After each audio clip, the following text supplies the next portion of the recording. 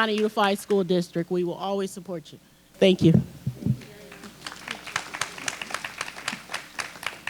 Ladies and gentlemen, this concludes our award presentation, and let's give them all another round of applause.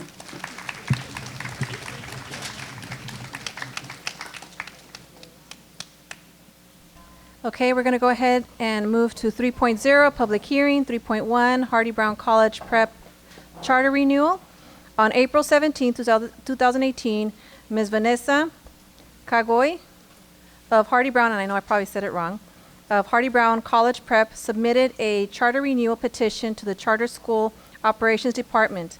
A public hearing will be held at this time to consider the level of support for the charter renewal. And there will not be a vote. Do we have any public comments? Yes. We do, Madam President. So we do have board welcomes Matt Taylor, Toya Allen, and Bonnie Benson to speak on the topic.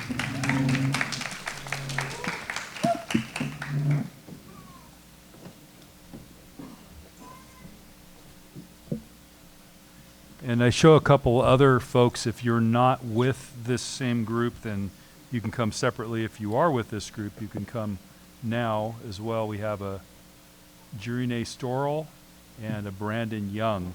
If you need to speak separately, you're welcome to do that. Go ahead. Hi, my name is Toya Allen. I'm the principal of Hardy Brown College Prep, so I'm going to speak a little bit about the history of our school. We opened in 2010. We're in our 8th year operation. We currently serve a population of K-8 scholars, around 372 scholars. Our mission of our school is to graduate high-achieving students of good character, prepared for college and citizenship in a democratic society. We have 5 pillars that we all abide by: our families, our scholars, as well as ourselves, the staff. The first one is high expectations. That means that we are preparing our scholars for a competitive world and eligible for college. On a daily basis, we are expecting our scholars to have the highest standards possible, and we are responsible for helping our scholars succeed, as well as our school. We are responsible for our scholars' academic success. And this also means that we, as a school, the families, and the scholars, all need to be on time, present, and follow our rules and expectations, dress professionally, and our scholars should be in their dress uniform or uniform on a daily basis. The second pillar is choice and commitment. So we all have the choice to choose Hardy Brown College Prep, as well as make the commitment. So all our families and scholars, as well as ourselves, are committed to our school. Our parents and families and teachers sign the Commitment to Excellence contract each year, acknowledging that they commit to our standards of excellence. The third pillar is more time. So we have extended school year. We start in late August and we get out in late June. We offer additional academic help for our scholars who aren't meeting our academic standards. We provide additional help during intersession and helping our scholars achieve and meet the Common Core state standards. We also started pushing our scholars who already meet the standards by providing additional help during Saturday school. So we had Saturday school sessions starting in March, and they will end this week. And that's providing additional help to bridge any gaps prior to the state test that's coming up. We also extended our Wednesdays and called them Performance Task Wednesdays for our scholars in the testing grades. We usually release at 2 p.m. We release at 4 p.m., providing additional help as well prior to the SBAC. Pillar number 4 is focused on results. We're all about the data. This is a hot topic each week. Our data is posted on the parent walls for our families and anyone who comes and visits our campus to see. Teachers are responsible for discussing the data with our scholars, so they have weekly goals that they set. Our big goal is 85% meeting mastery or exceeding mastery of the standards. And they set goals with their scholars and holding them accountable for being invested in their education and their success as well. During my weekly one-on-one meetings with teachers, I discuss the data with them, and we discuss it scholar by scholar and discuss what we're going to do to help any scholars who are not meeting our standards. And at our principals meetings that we have every Monday, we also discuss data and we analyze it. Our last pillar, but not least, is citizenship. So we have 3 simple rules: listen, respect, and work hard. Our scholars are responsible for following our rules and expectations on a daily basis. The parents are responsible for ensuring our scholars meet those standards, and the staff is responsible for implementing the rules and setting the tone for learning. And those are our 5 pillars of Hardy Brown College Prep.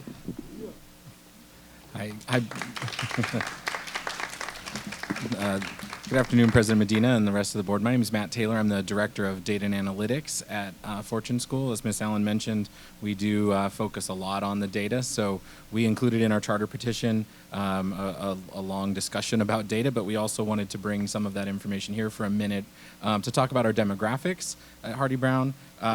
We are about 70% of our students are African American, and 94% of our students are economically disadvantaged. We look at our performance quite regularly. One of the indicators that we like to look at is our similar schools rank.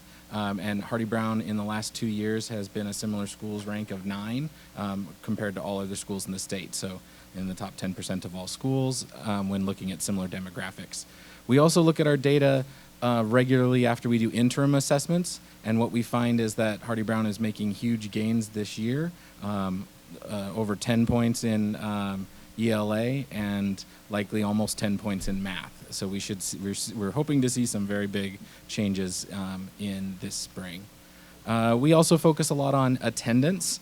You can see our attendance rate for our scholars is about 95.5% to year to date. That's up 0.6 from last year. And we've also reduced some of our chronic absenteeism down to about 10% when it was about 13% in prior years. And lastly, we care a lot about parent satisfaction, and we talk to our parents a lot and survey our parents a lot to find out how do they feel. We actually did this survey last year looking at parent satisfaction. 94% of our families responded to the survey, so this was not a small sample. This was almost the entire school. 97% rated the environment as positive. 95% said the academic program is successful. And 94% said that parent education involvement opportunities were helpful, and 92% rated the administrative staff as respectful and professional. I'm going to turn it over to Bonnie Benson, our Chief Financial Officer. Good evening. One of the important hallmarks for any charter petition is being able to demonstrate that you have a financially sound organization and a financial plan that allows you to actually implement the academic program that you've outlined in the petition. And we have demonstrated very strong financial performance. The fund balance has grown continually year after year since the school opened in the 2010-2011 school year. And we have every year gotten a positive, clean audit report from our auditors with no findings and recommendations. Great, and we have a couple of, yes, questions. We have a question, Yeah, Mr. Tillman. Fund balances, but what's the total budget? The total budget for Hardy Brown itself, I don't have my petition. I mean, any fund balance, I mean, a whole lot, but I can compare it to what the total budget was for those years. Correct. So I think from a percentage perspective, the board requires us to have a 5% minimum fund balance that we maintain. I think our fund balance is closer to about 10 or 12% at this point in time. We can pull those numbers from the petition and send them to you. I don't have them right here. That'd be great if you're going to show the ending balance. It'd be something to compare it to. Thank you. We'll grab those. Great, and I think we had a few others. Any questions before we have scholars? There was a scholar or two that wanted to talk. Okay.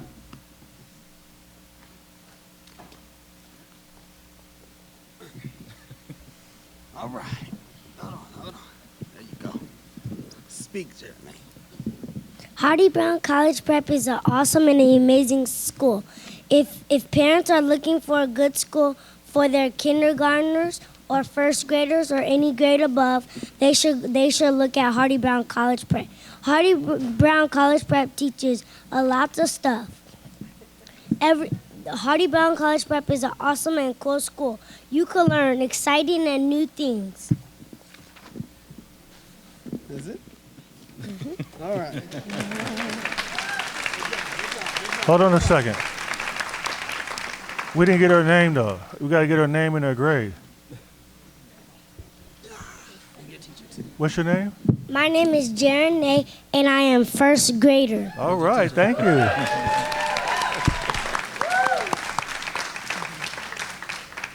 and I am her father. My name is Brandon Young, and I will be speaking on behalf of Hardy Brown College Prep. Since Jeremy has been going to that school, I've seen a tremendous effort and difference in. I'm sorry about that. I've seen a tremendous. You can take it out if you want. Yeah, there we go. That's better. Okay, I've seen a tremendous effort and change in her academics and life outside of school. And I was taking a tour. She was running me around the school the other day, and I was getting motivated just walking through the halls. I seen motivational things through the walls. I see listen, respect, love all throughout the school, and I see the teachers day in and day out loving what they do. The students are getting better, and I believe it's a great start for the kids because they are our future, and they're going to make the difference coming up. That's it. Thank you.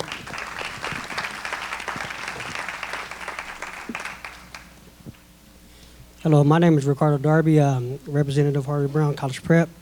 First and foremost, we're trying to bridge the gap of education between the minority students. Whether you're black or white, it really doesn't matter.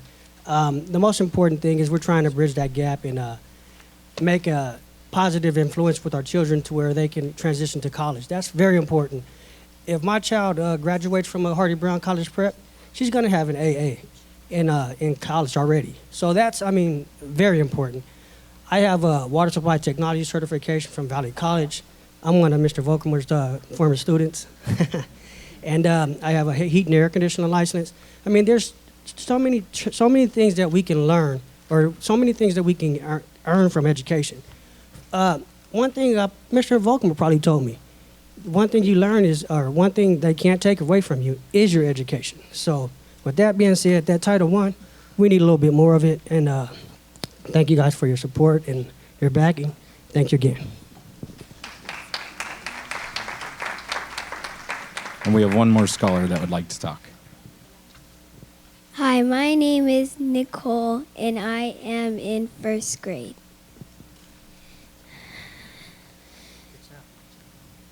So first grade is it's a really good class because you learn new things every single day. One of my favorite teachers are Miss G because she's nice and she's helpful.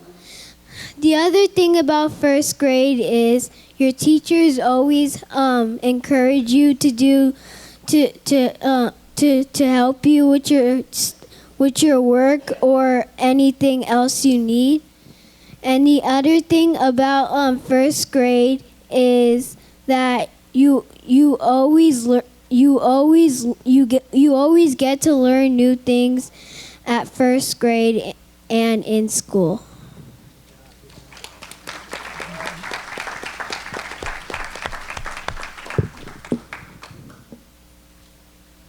And Board Member Tillman, to answer your question. You have to speak right into the microphone. Oh, sorry. In the 2016-17 school year, which is the year that's included in the audit report in the petition, the budgeted or the actual revenues for Hardy Brown College Prep were $5.2 million. We actually had revenues exceeding our expenses in that year of $192,000, which resulted in the ending fund balance of $670,000, and that is 13% of our expenditures. Thank you. Any other questions? No? We're good. Thank you so much. All. Thank you. Thank you for your report.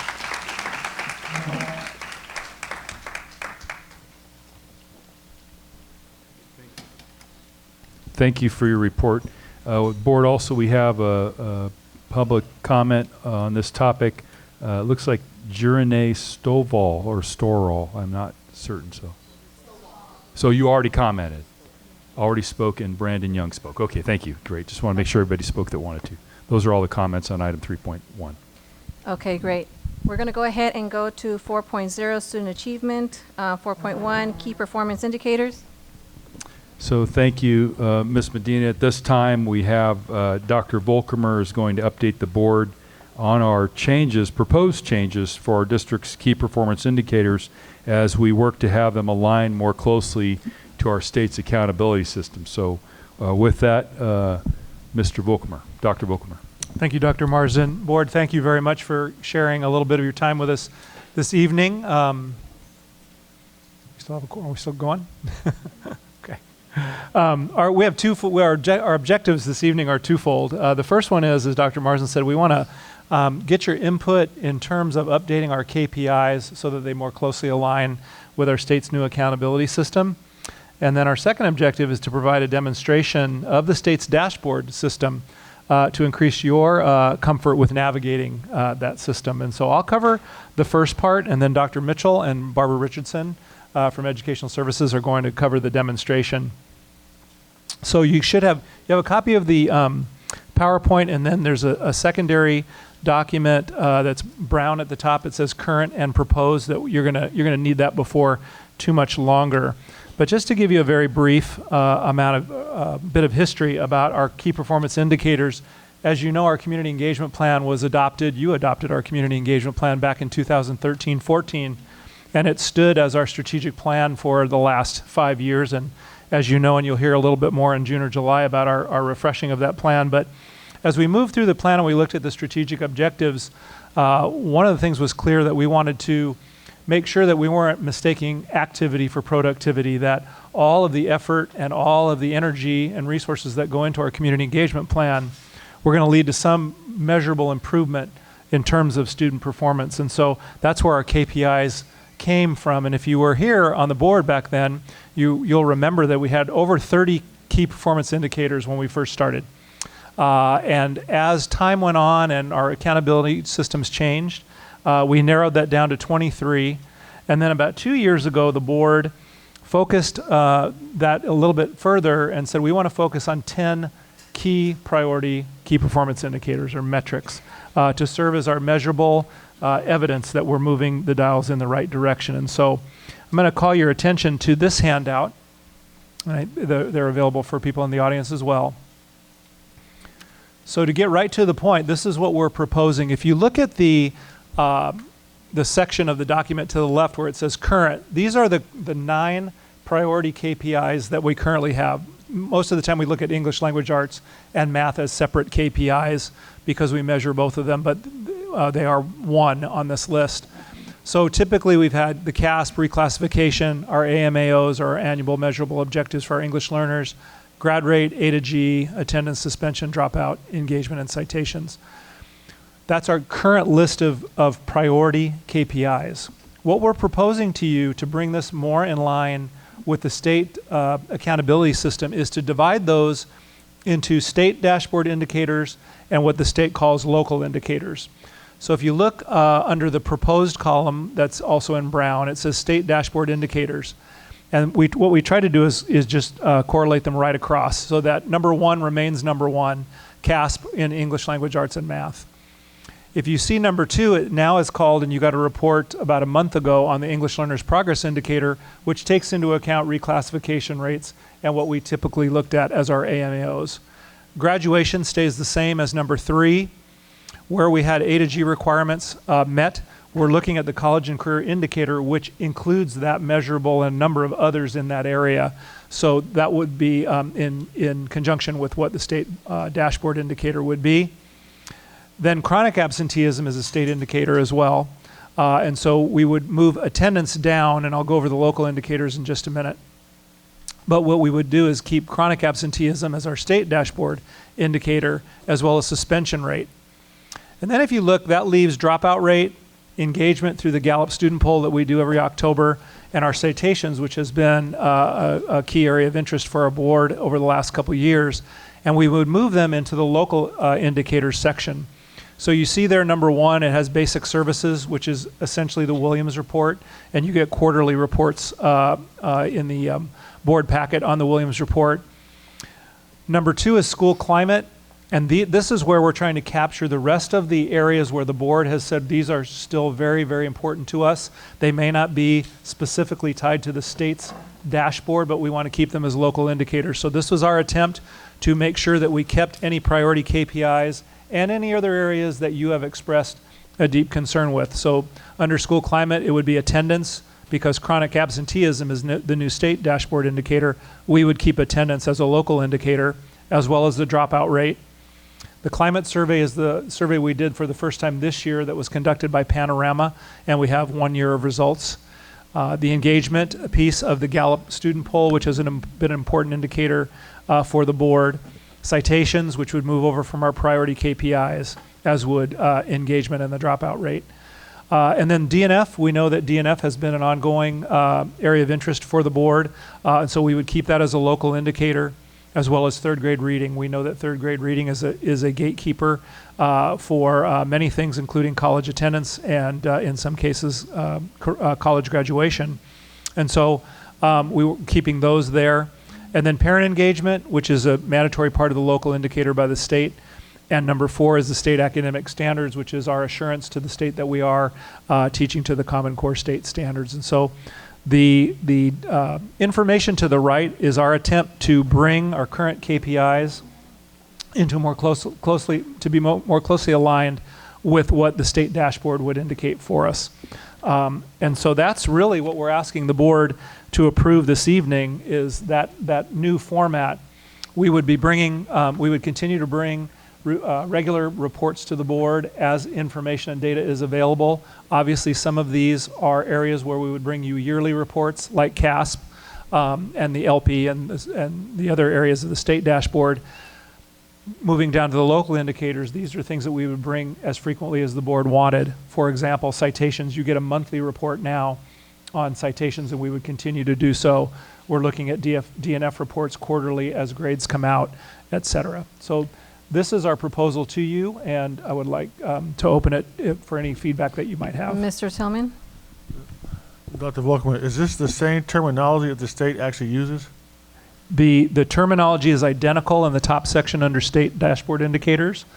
The terminology that the state uses for local indicators are the basic 4: basic services, school climate, parent engagement, and state academic standards. The items under school climate are those that we thought the board would be interested in terms of local indicators. And the ones at the top, 1 through 6, are exactly the way the state lists them? They are. Does the state list them in an order? No, I don't think they're in an order, but we're going to show you the state dashboard in just a little bit. So is there an order, Barbara? I'm not sure there's a specific. Yes, they follow. Yes, there is an order. I think it should coincide with whatever the state order is and the state terminology, then it should coincide with the state. We'll make that adjustment. Thank you. Okay, any other board members? Dr. Flores? I have a few questions. Are these the only 6 state dashboard indicators? That's a great question. Yes, these are the 6 areas, but if you look at, for example, college and career indicator, there are 5 separate ways to count toward that indicator. So these are the big 6, as you would call them, the 6 primary indicators, but some of them have multiple measurements within them. What I'm sensing is these are too general, and if there's specific indicators underneath each one of them, I think we need to see those, as well as English language learner progress indicator. What are the other criteria? I mean, what are the specifics to track progress? So you would want them listed out? That's Is that my what your preference. question is? Okay. Yes. Also, in terms of suspension rates, I know you have under here local indicators for citations, but our community organizations need to see what we're doing with citations. That was a request, so I don't see that anywhere under. I see it under local indicators. Correct. Where are those going to be reported? We give the board a monthly report, and in past years we've given a citations report along with suspension and expulsion data as well. So we could, whatever the board wants, really. So will it be on our website so parents and community members can see this? Any of this information could be on the website. Our web page is currently linked to the state dashboard now. We can put any other information that the board desires on the website. I think it's really important to be transparent in all of our progress reporting that we have for our community, our parents, and mostly not just for the board, but for our community.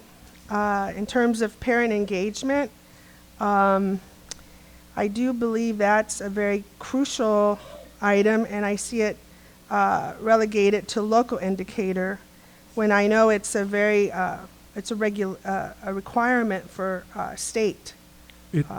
Where would that be in the state dashboard indicator? It's listed as a local indicator by the state, Dr. Flores. So it is. Yes, it is.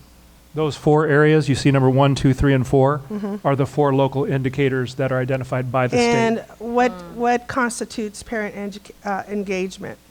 What are the criteria? So our local indicators are areas that we basically design the accountability system. So I think you'll remember that we, for the first time this year, did a parent engagement district-wide survey. And so that could serve as one of, or the primary indicator in terms of our progress toward engaging our families. And I would also like to see the participation of parent input in LCAP as an indicator as well. And Dr. Volkemer, is it correct that these dashboard indicators, once we get consensus from the board, that we would then provide quarterly district report card updates? Is that our intention? That's what we've heard from the board, that they are wanting. Some of these again are lend themselves more toward a quarterly report. Some of them will only get data yearly, but we'll provide all the data we have. Madam President, I was going to make you Madam Secretary of the whole United States. Anyway, Madam President and fellow board members, I believe that we have to be transparent with our community and our parents, specifically in terms of making sure that the criteria that isn't so general, that we also provide the criteria. What are the English language learner progress indicators that are specific? You received a report on this about a month ago.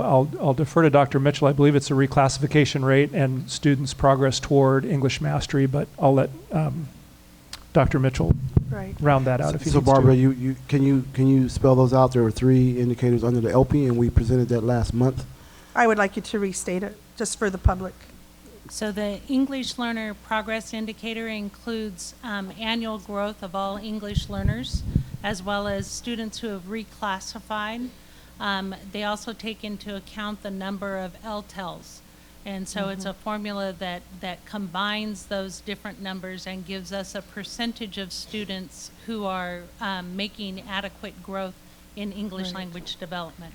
And I believe that I requested that we do it by grade and by school, so that we didn't average out, so that we could see where we need to target the resources in terms of where the kids are not advancing. So I don't want to lose that, because when we average, we lose the range. Where are the kids that aren't doing well? Like in math, we have an average of what our kids are doing in math with everybody, and that doesn't tell us anything, and it doesn't tell parents. And so I want to be as transparent as possible so that we can direct funds to where we need to be. All right, thank you. I do want to add, and I know Ms. Rogers has a question, but I do want to add, because I do agree with Dr. Flores. In the proposed, is there a deadline to have this submitted by a certain date? No, this is an internal document that we would use for the purposes of making sure we get the right data back to the board as well as to the community. Hold on. Okay, and then the reason why I'm saying is that I agree that in each number there should be at least several sub-bullet points or bullet points to indicate what each means, because when it is generalized like this, let's just say in the future several board members change and shift, it's all interpretation what this means by whoever's in that position. And so I would like to make sure that some of the areas that we're trying to make sure that we're looking at the numbers are indicated there. So if we can have each of those items for the state dashboard as well as the local indicators, to have bullet points for each number to show what we're going to be pushing for. I have And- that as a notation. All right, and before Danny, Ms. Rogers. I was already- Is it up or down? Let's see, you can hear me.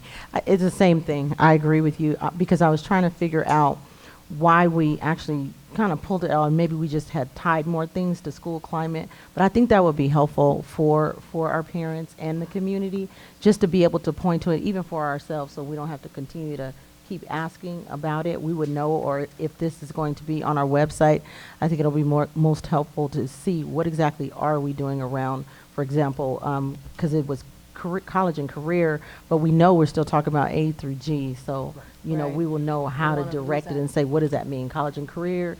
Or are we just only talking about, you know, just whatever paths our students are on? But I would like to see that. I think I agree. All right, and So noted. with Mr. Tillman, you had a question, comment? You know, and I agree with Ms. Rogers and Dr. Flores in terms of wanting to have more information is better. I think tonight the reason why you made the change was because this is a state standard, and a lot of people are not just within the district but outside the district for a lot of different reasons will use this to compare data. And so it's an easy way for people to compare apples to apples and oranges to oranges. I think we should have a somewhere on the website when we talk about our key performance indicators, that we should have something that easily matches the state, but it doesn't have to be limited to that. But it should be measured in the same exact way that the state's going to measure all the school districts across the state. And I think also we should have, even in the presentation tonight from Hardy Brown Academy, when they talked about being compared against light schools. So that's something else we can do. You know, if we identify the light school, if they're still doing that, if they are going to have measurements that show how you compare to schools that they have deemed similar to our demographics, then that's important too. But I think it's very important to make sure that it's easy for people to compare how we're doing compared to surrounding districts and districts throughout the state. So I think that's what the purpose of having it, just a limited one. I have no problem with expanding it and doing other things. You can do it on the same website. But I think there should be easy access for a parent, for instance, that's moving into the area and wants to do comparison of our schools to maybe the school that they came from, or a school district or a school they're thinking about putting their kid in. They should understand that there are some standards that are used statewide. I think that's a good thing. All right, Mr. Gallo? Yes, thank you. Harold, isn't this part of like that California schools dashboard that they're going to be presenting and having comparisons for every single school district in California? Isn't this going to integrate with that? Absolutely, yeah. That's why So we're that's asking the kind of board the to point. take this action. And so parents will be able to see comparisons between surrounding school districts, all of that kind of stuff. And it's okay if we, say, have more detailed data that would be more prescriptive even by school and things. Do you know if the California school dashboard actually parses and segregates the data by site? I'm not going to steal Barbara's thunder. We're actually going to show you that in just a few minutes. Okay. Okay. Dr. Flores? So, Dr. Wyatt, before you mentioned it, Dr. Flores had also, right before you did, but definitely we can, Dr. Wyatt, go ahead. Well, thank you, Madam President, and Dr. Volkemer, thank you for your presentation as well. And this kind of goes along with what I believe my colleagues are asking for, as well as for our community. And again, I don't want to get ahead of the presentation because it looks like we're going to get into what I was wanting to talk about, and that is the format of our quarterly reports to us as well as our community, so our staff and our community could see them.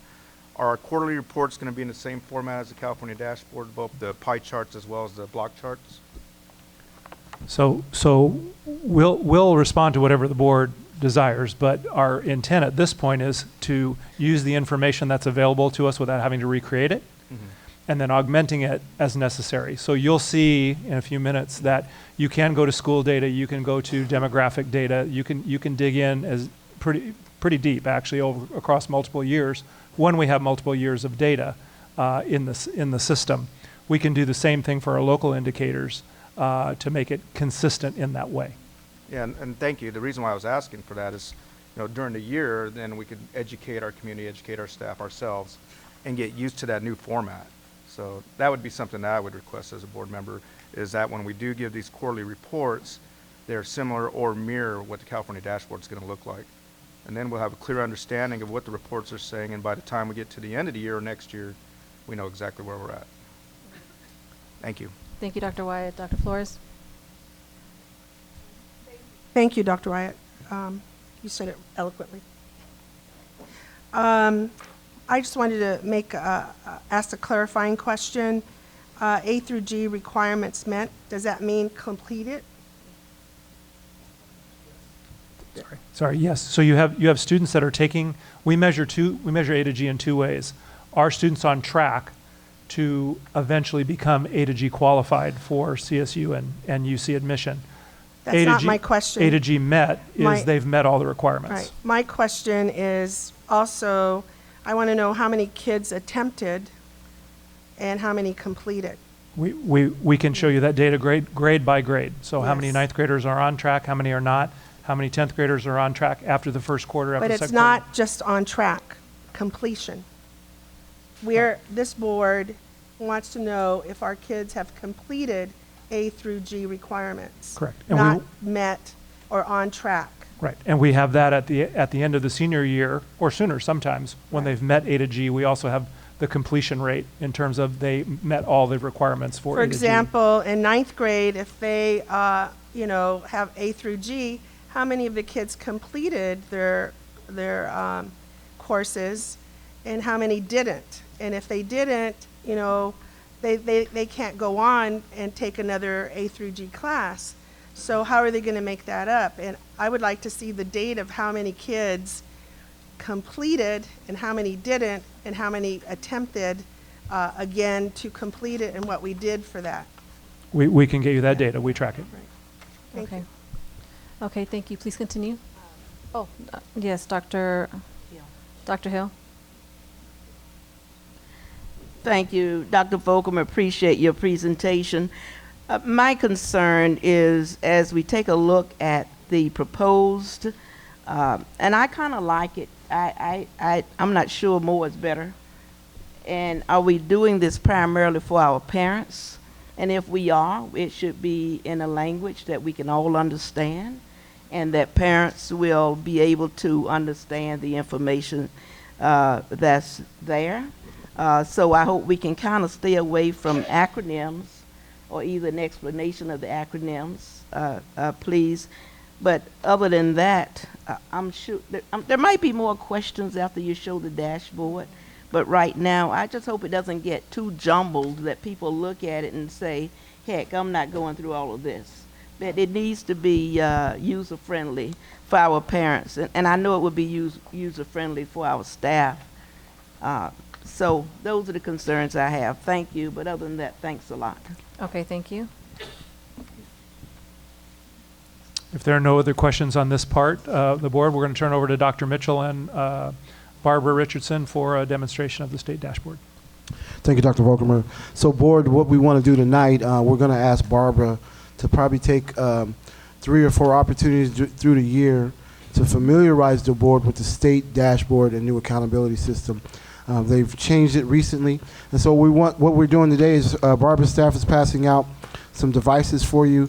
Barbara's going to walk you through each of the state, the dashboard and the accessibility. We also plan on providing the board kind of a FYI or a tickler file of our key data, and we're formatting that as we speak so that the board has quick access to key data points in the year. But what we want to do here is just begin to familiarize the board with the state dashboard and actually have you walk through the website. And so we'll turn it over to Barbara Richardson. Thank you.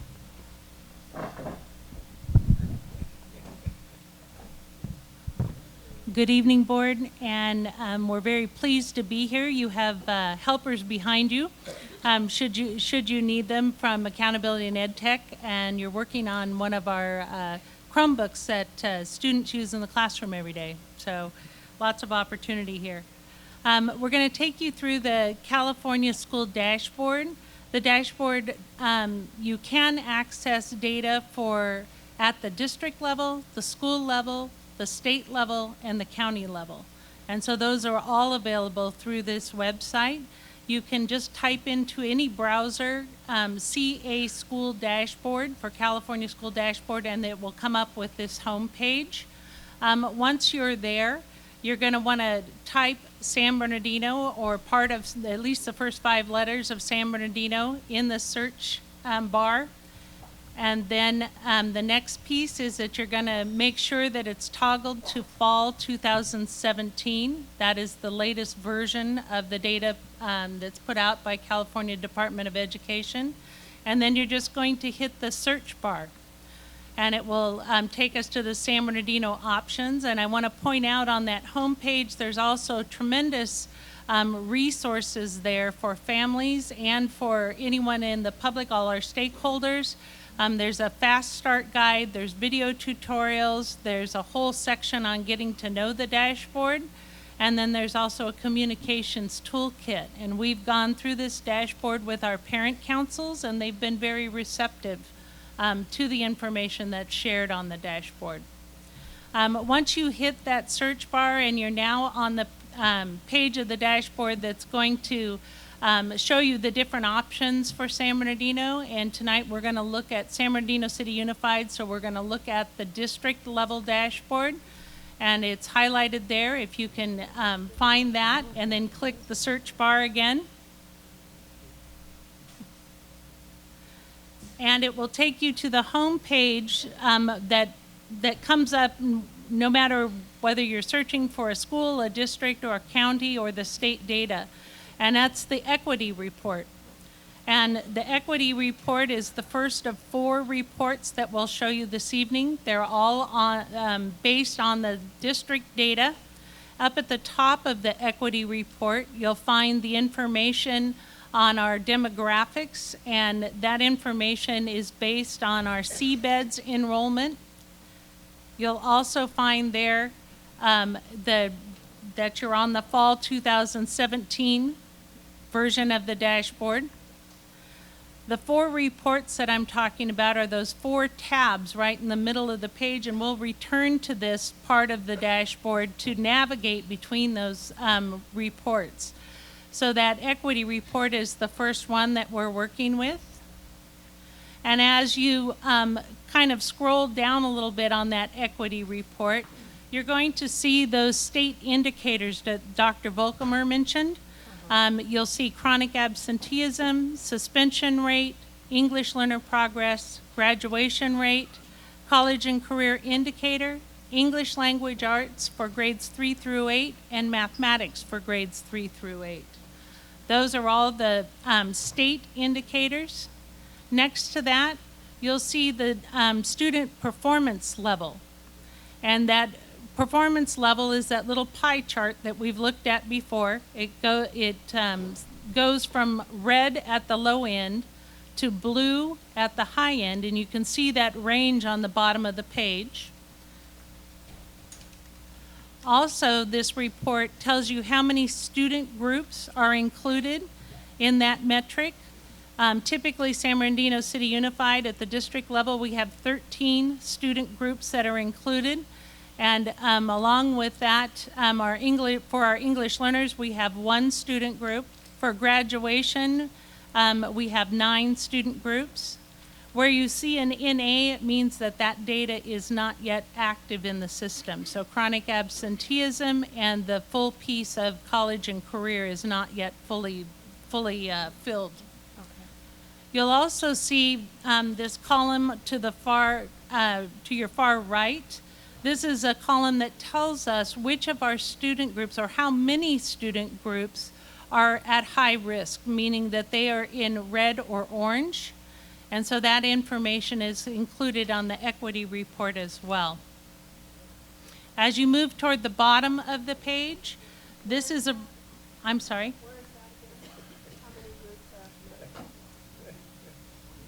So it's to the far right column. Good. And then as we look toward the bottom of the page, these are the local indicators that Dr. Volkmer mentioned. The basics, which talks about the teacher assignment, as well as materials and facilities.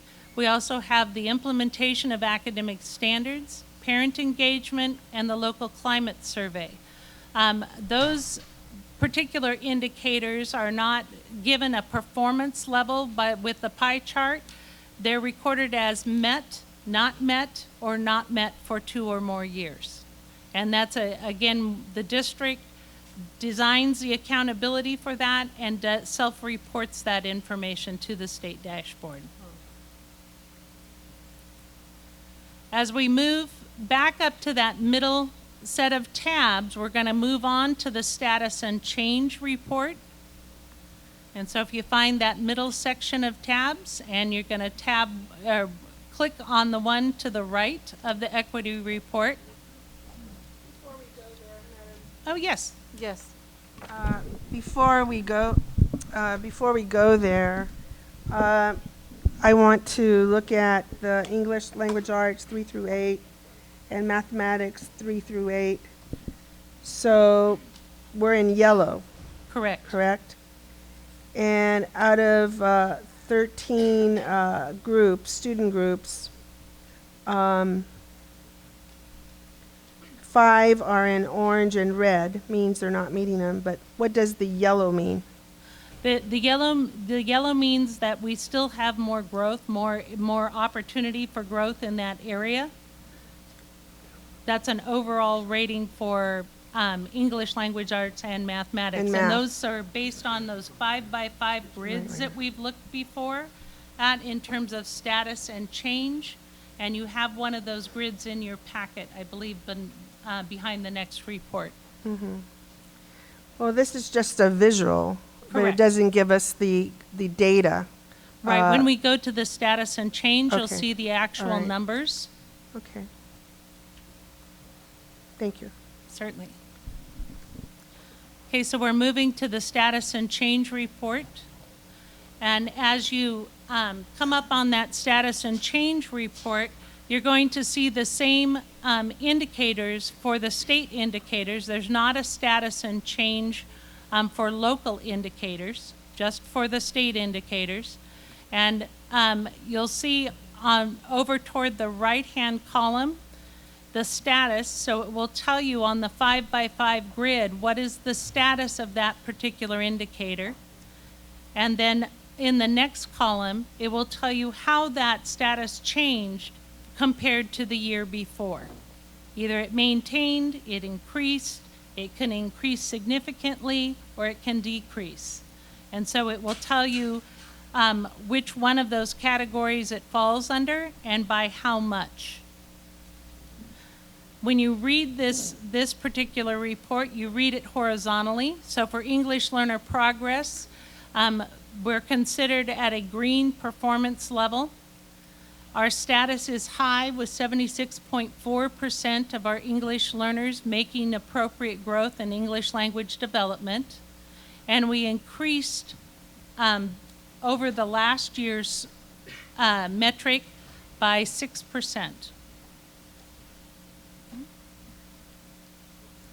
And whether you're looking at a district report, a state report, a county report, or an individual school report, it works the same. Madam President, I'd like to ask a question. Are the EL kids included in the English language arts 3 through 8 and mathematics 3 through 8 data? Yes, they are. And are they also disaggregated? Not on the dashboard. So are you asking, are all of the students groups disaggregated and receive a separate performance Right, level? Yes, right. they are. And we'll, when we go to the student group report, it will show that for each one of the student groups. Okay.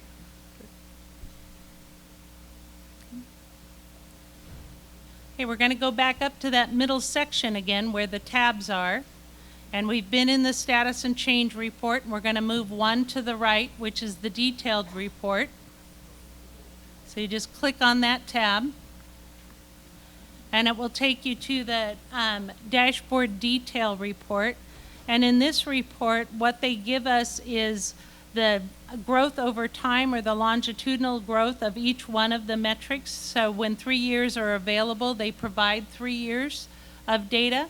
What I have showing on the screen is just a portion of that report. If you scroll down, you will see more information, and it covers each one of those state indicators. So, Madam President, let me ask another question. These are just percentages. Are we going to include the raw data of how many numbers there are? So we do see sections of the report that do include that data, and some do not. So we can, at a district level, include the number, but we can't change the state format. Yeah, this is not our system. This is the state system, This right? is the state system. This is the state, but I think we need to see the numbers. And absolutely, we can provide the numbers. Because we have 14% of African American kids only passing math. Mm-hmm. You know, and what does that mean? How many kids are not passing math? You know. Absolutely, we can include the number.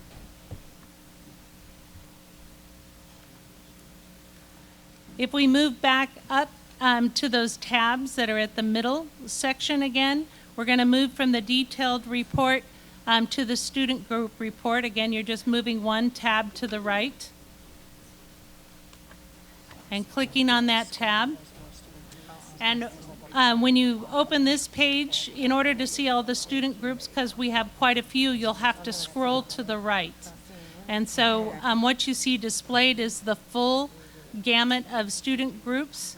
And you'll see that for each one of the student groups, it goes through and it gives the performance level for each one.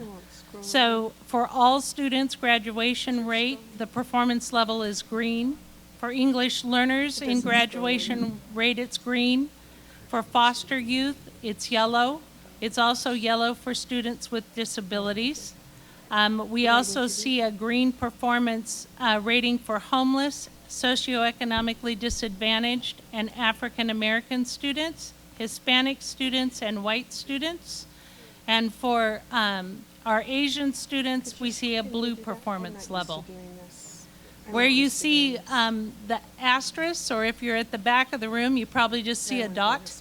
That indicates that there's less than 11 students represented, and so for student data privacy, they suppress that data. They don't report on groups smaller than 11.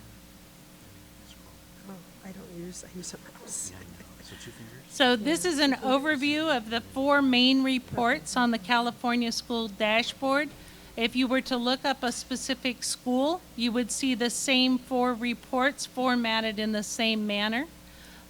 You also can click on those state indicators and get even more detail. And so we wanted to provide you just kind of an overview of what's there and answer any questions that you may have. Thank you so much. And actually, this is a great way to see the different subgroups of ethnicities for our students that we don't really typically get in our reports. And including seeing the Pacific Islanders there, our Filipinos, and different students in there. Any questions from the board? Any questions from the board? Okay. Yes, Mr. Tillman? Yeah, just looking at the numbers tonight, I definitely think we should have a agendized item looking at our foster youth. Yes. Because they represent less than 1%, but the numbers really stand out. So I think we should have a presentation in terms of what we're doing with our foster youth as soon as possible. Yes. Okay. Disability. Okay. Are we done? Okay.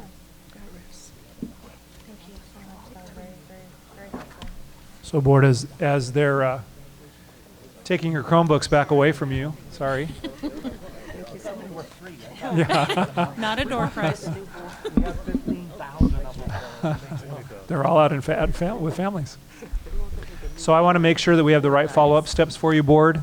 So in terms of going back to the current and proposed, these are the changes that I heard that the board would like to see. You want us to list out the criteria where there are multiple measures. Make sure you list those out.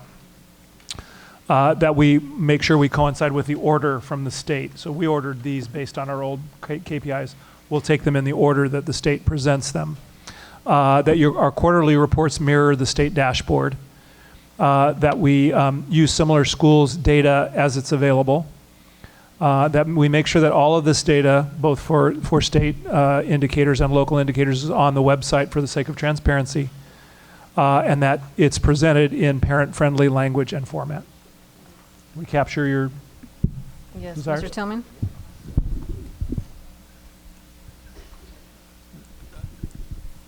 I think it'd just be a little more useful if we can do whatever the board members want to do for the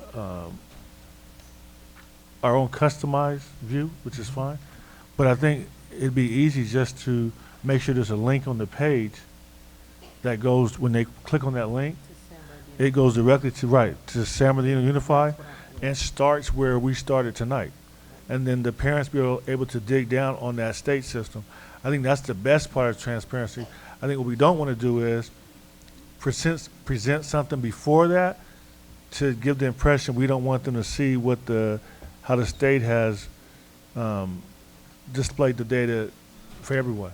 So it'd be easy to do. You could show that, and then you can show another link that will go to something that we have that's customized with more data that we decide we want to show. But I think the best way to have it for this report is to make sure that the link takes them directly there.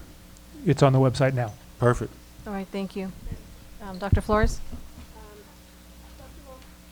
Dr. Volkemer, could you say recap what we asked you real slowly? Yes. So the follow-up items I have are to list out the criteria. So in other words, under number 2 on the right side where it says English Learners Progress Indicator, we would list out the 3 criteria that are there. The 5 criteria for any additional or multiple criteria would be listed there. That's number 1. That the order that we present them in would coincide with the order that the state gives them to us in. That our quarterly reports would mirror the state dashboard. That we would use similar schools' data and rankings as it's available. That all of this information, and based on basically what Mr. Tillman just said, both the state and the local indicators would be on the website for the sake of transparency. And then it would be displayed in parent-friendly language and format. Mm-hmm. And I also had requested that we have raw data as well as percentages. Numbers. By numbers, yes. And schools and grades. Thank you. Thank you, board. Okay. So we can go ahead and proceed then to 5.0. Let me look at the time. We still have some time left. 5.0 administrative reports. 5.1 Wellness Center pilot. Dr. Marsden. Thank you, Madam President. You had board asked for an update on our Wellness Center pilot, and so we have a brief update for you tonight, and Dr. Meneres will present that information. Thank you, Dr. Marsden. Am I on? Am I on? Okay. So board, you have in front of you on the dais, as well as I believe it was included in the packet this weekend, the information on our Wellness Centers pilot. We are proposing, and we met actually today with 6 of the 8 schools that we're proposing to pilot a wellness center for this next school year. In attendance, we had staff leadership from Riley, Muscoy, Arrowview, Del Vallejo, King, and Pacific High School. We'll have to circle back with Del Rosa and Lincoln. We had SBTA representation, and we had various staff from the district office who would support this implementation of a wellness center. The idea of a wellness center is really to take and create a structure to coordinate and deepen and systematize the work that happens for with support staff and our students around the idea of social emotional wellness and some physical health as well. We see this as a tier 2 and 3 strategy that's in alignment with the community engagement plan, specifically strategy 9 and strategy 5. The idea of a wellness center is really first starting with developing a wellness team, and the team would consist of school counselors, our nurse and or health assistant. We brought in special ed, so we're talking about having our school psychologists be part of this. If a school of those 8 schools has a community resource worker, they may be part of the team. The CAPS lead could also be part of the team. And we're looking at using some of the grant funding that we receive from the state to create a job description with SBTA and then have some shared school social workers or a shared school social worker in each one of the centers who would help coordinate the services. So the idea in the with the wellness team is to provide an integrated approach to meeting the needs of our students. We want to emphasize with the board that after our meeting today, we need to make sure that we bring the people along who would be doing the work so that we're not doing it to them, and that's very important to all of us. So we're going to be meeting with the various people that I just mentioned before school gets out to give them an informational update on this, listen to them, hear what may be challenges, and really problem solve with them. But we have visited other districts that have been offering wellness centers, both in Northern California, and LA Unified has some wellness centers, and they are producing very strong results for the students and actually helping staff to coordinate services rather than working in isolation. So when they're in the same space, they start to see that many of them are working with the same groups of students and families, and so they can support each other rather than doing the work in isolation.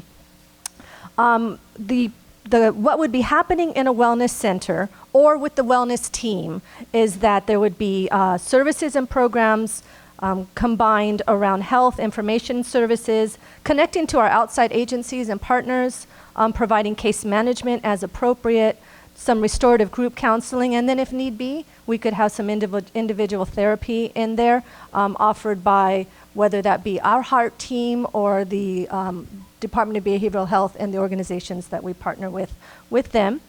We do want to emphasize, board, we understand that there was some talk about a possible wellness center that's already in existence at Cajon High School, and talking with the principal, that does not exist, so they might have some services and maybe some things got misinterpreted, but there's not a wellness center there, so this would be a new concept that we'd like to pilot for next year.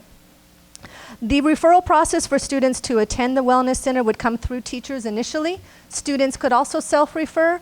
The wellness team at the school would work with the staff to identify students based on some universal screening tools, and then they would be providing really interventions to help move students along around the ideas of any kind of depression students may have, suicidal ideations, perhaps there might be some anxiety. There's just a slew of needs that our students may receive services during this wellness center.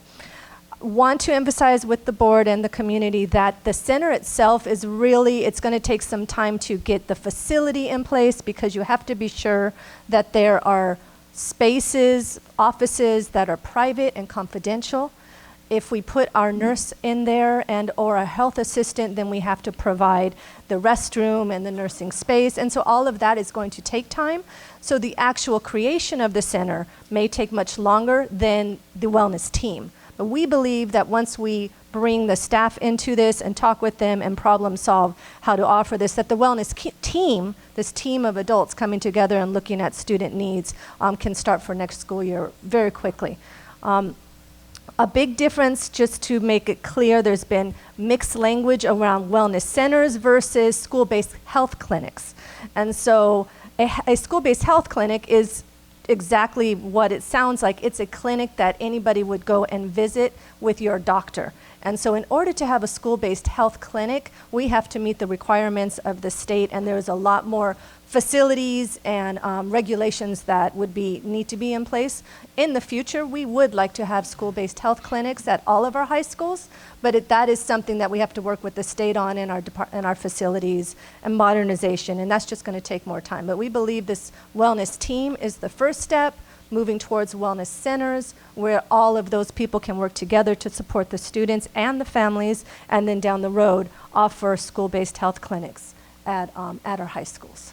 I have a question. Oh, let me just ask really quickly. What's the timeline to get the wellness centers up and running? And then also, the second part would be, ideally, when you look at other school districts that has a school-based health clinics, what does that look like? Because if they were able to do that at their district level, at their district, how difficult would it be for us to try to implement something like that in our school district?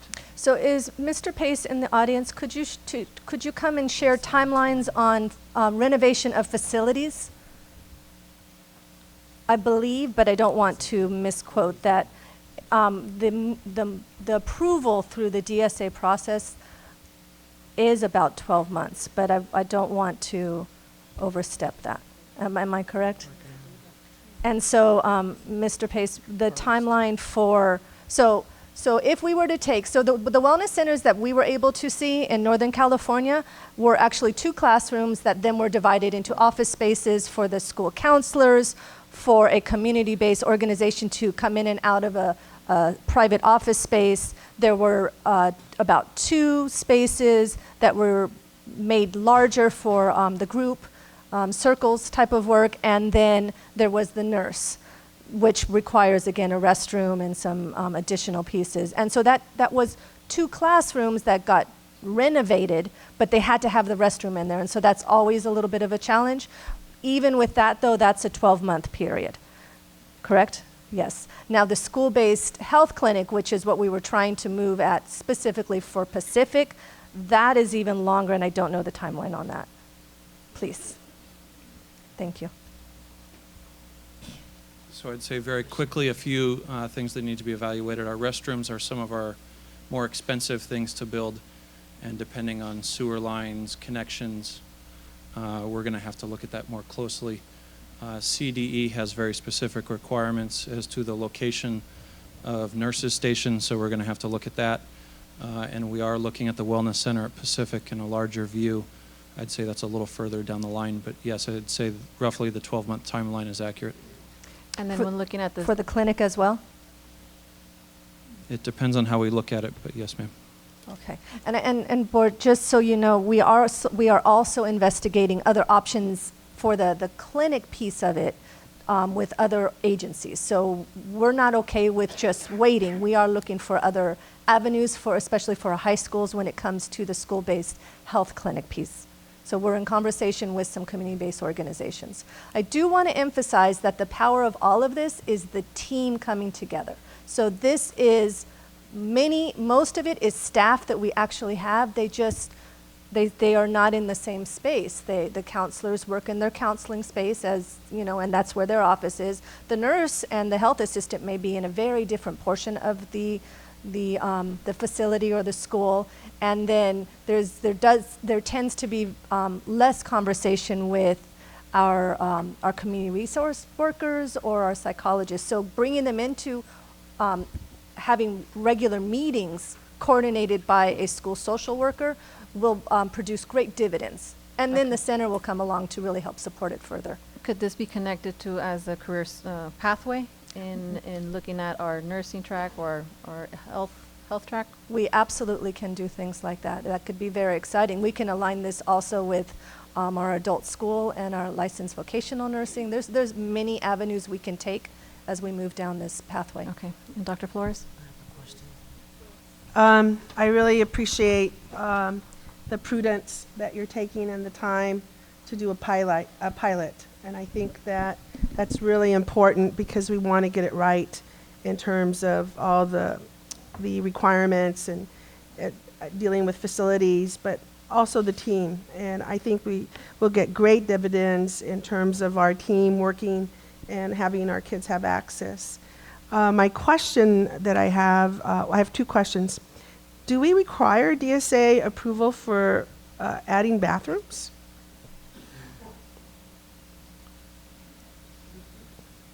Yes, ma'am. Any building modifications, especially when it comes to access, and access especially comes into play when we look at restrooms. So And yes, so ma'am. forth. So we would have to look at that, yeah. Yes. Okay, thank you. The second question I have is, how did you choose the different sites?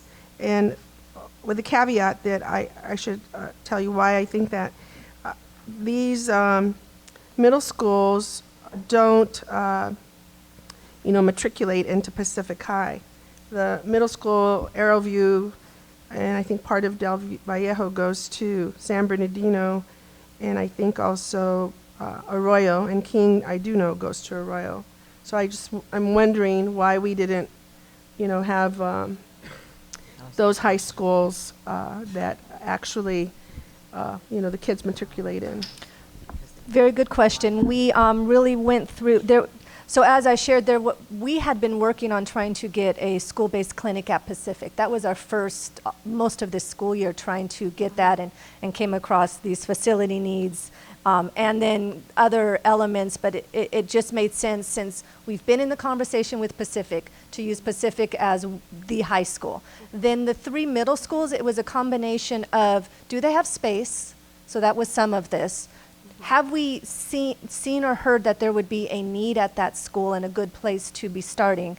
And the third one is, are they already doing something similar right now? So for example, we know that at King Middle School, they are doing something very similar. And so that's an example of why we chose King. Then on the elementaries, it was also a combination of space, but also location, what's going on in the community. And Riley specifically, what we learned when we visited these wellness centers up north was that it was really important to have a strong tier 1, so a strong PBIS and restorative practices in place. Otherwise, you get too many students referred to the wellness center and you can't service them. And so we wanted to, in this pilot, make sure that we had a school that we knew had a strong PBIS in place, and Riley's one of them. It also benefits us, though, because Riley doesn't have space. They have no space. So they will be a wellness team. We don't anticipate a center being there, which will help us also to see, do we still get similar outcomes for students with or without the center? Because there may be a point where other schools want to jump on the bandwagon, and we want them to, and we want to support them, but they may not have the space, and we don't want them to be limited. Any other questions by the board? Any further? Okay. Thank you so much for the presentation. Thank you. Okay. Let's go ahead and go to 5.2, Peer Assistance and Review Report of Participation. Dr. Marsden. Thank you, Ms. Medina. And so this is the time that Dr. Wiseman will update the board on that report. So Dr. Wiseman. Thank you, Dr. Marsden. Board, in front of you, you have agenda item 5.2. And this is going to be our annual update for our Peer Assistance and Review Report program. Anyways, before we get started, I just want to share we are doing some great work. The joint panel, which is comprised of SBTA as well as the district, they come together and they're really there for the teachers for support and resources. Mary Pierce, she's doing a great job leading as the Director of Employee Development as well as our consulting teachers, Carmen Oko, Eurydice Fitz, Kiki Hu, Denise Loera, as well as Yvonne Alcantara. They're doing some phenomenal work. If you see the first paragraph, we have the MOU with SBTA. The joint panel by May 15th has to report to the board.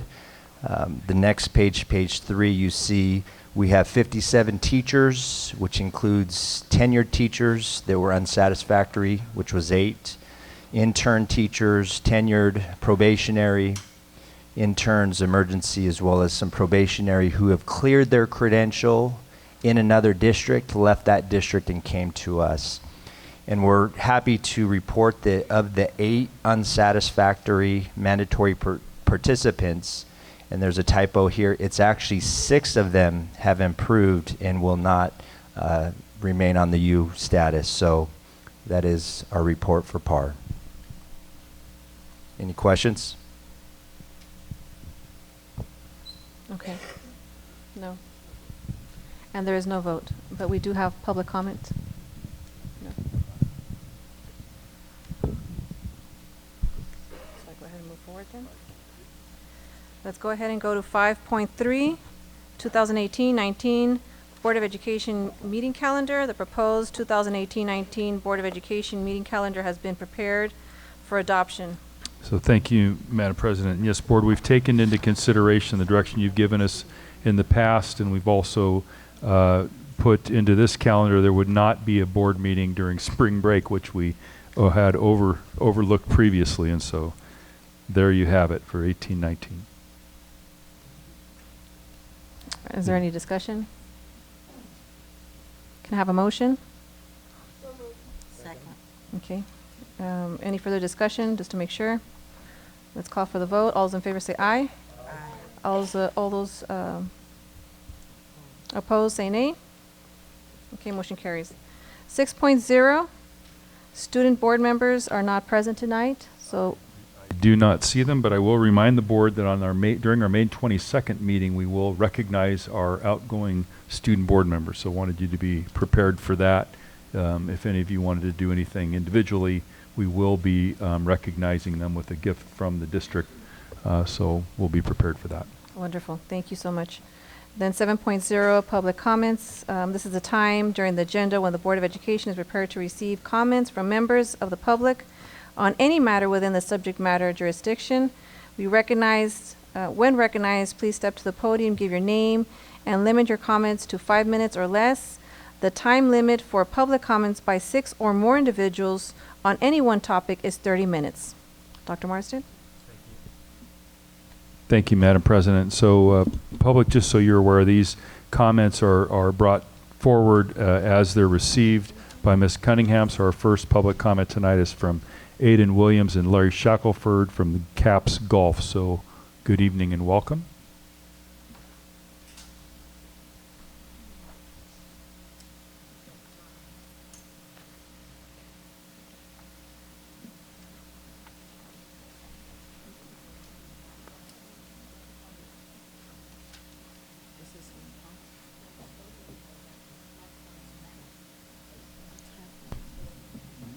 You can use either microphone. Just state your name for the board and how you doing this evening. Good. Good evening.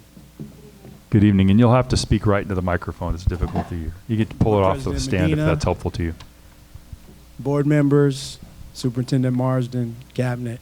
We come up here every now and then just to keep you guys apprised of what's going on in CAPS Golf. Thanking you guys for the support.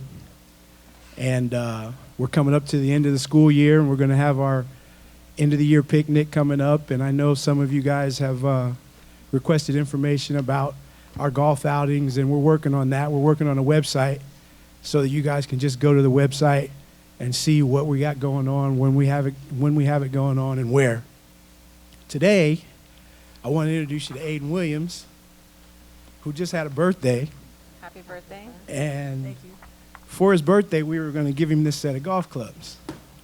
So we figured we'd bring him here and let him say hello to you guys, because this guy, thanks to the program, what we do now is we have the CAPS golf programs that are on campus, and then the second phase, we try to transition them to the golf course. You guys have supported that effort by providing transportation. Aiden's family's here, and they support that effort by bringing him to the golf course. But every time we have a golf outing, Aiden shows up. He's gone to LA to watch the Genesis Open with us. He went out to Palm Springs with us to watch the, I forget the name of it, the LPGA tournament out there. So we wanted to thank Aiden for his commitment. And we're giving him these golf clubs because now we're going to hold him accountable to meet the standards that we want him to meet as a golfer, as a CAPS golfer from San Bernardino. Congratulations and happy birthday. Yes. How old did you turn? How old? 12. 12 years old. Well, congratulations. And that looks like a really nice set, golf set. I also wanted to, Don, are you still here, Don? I wanted to recognize Don Cook. He works in building services. We had a little setup over at the King Day event the other day. Don walked over and said, hey, I want to help you guys out, and I'm not going to reveal his secrets, but Don recently came into a major cache of golf balls, and he gave us about 300 to 400 golf balls. Oh, wow. Fantastic. I have one more question. Dr. Hill asked, what school are you attending? Palm Elementary. Palm Elementary. Well, they're very Fantastic, lucky. yeah. Thank you so much. Thank you for your Thank service you. to our young people. All right, for our next guests tonight, we ask again, you organize yourselves. Many are on the same topic of class size. You'll have 30 minutes to speak as a group. Board welcomes Corinthia Williams, Royal Hathaway, I think, or the pen ran out a little bit there, so yeah, Royal is the first name. Colleen Maroney, Ashley Alcala, our SBTA president. And then I think we have another group that wants to speak because they don't have a topic listed, so we'll call them up separately. So please, if those names I just called or others that are organized here on this topic, if you want to come and speak, that'd be great.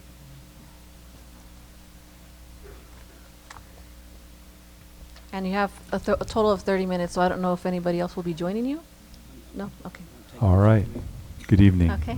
Good evening. Good evening. My name, as he stated, is Corinthia Williams, Superintendent Morrison, board members, and I'm here to speak on behalf of Norton Elementary School and the class size reduction.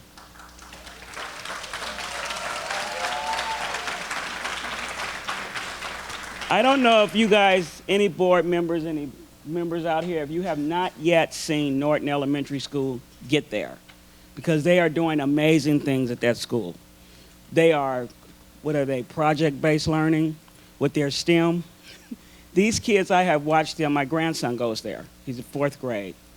I watched them go into the lab, and you think that these kids are just gonna go and play on a computer and things like this. No, these kids came in quietly, orderly. They went in, they had books, they sat down. I looked, I was so impressed. When they opened these books up, it was blueprints that they did in math class. So when they came in, they came prepared on knowing this lab is a lab to prepare and come straight to work. So they stay learning what's going on with the standards from the state. I went to go visit my grandson's classroom. And I'm like, God, how many kids are in here? See the one teacher there, and I counted 34 kids. So I'm looking around as I'm sitting in the back, and the teacher's doing her best. It's like, I go up to her and I whisper, "Where's your assistants? Do you have any aides? Do you have any?" And she's like, "No, it's just me."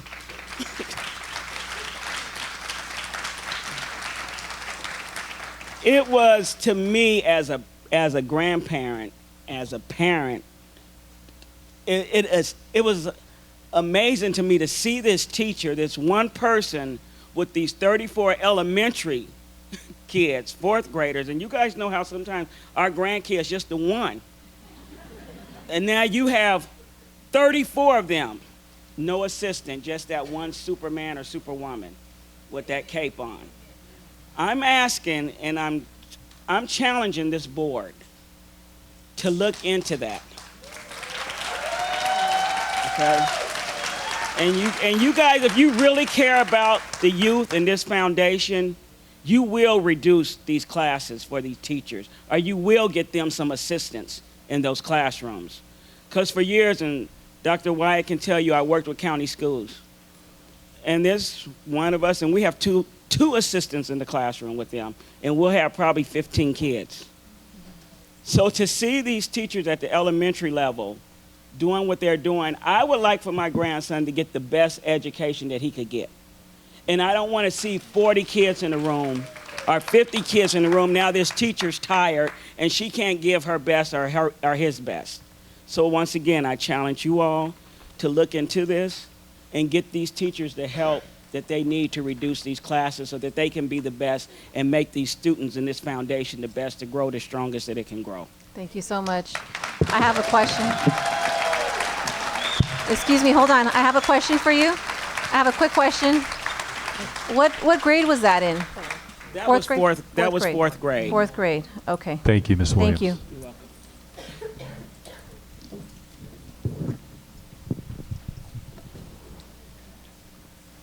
Good evening, President Medina, Vice President Rogers, Superintendent Marsden, members of the board and cabinet. Good I'm evening. Ashley Betis Alcala, the president of the San Bernardino Teachers Association.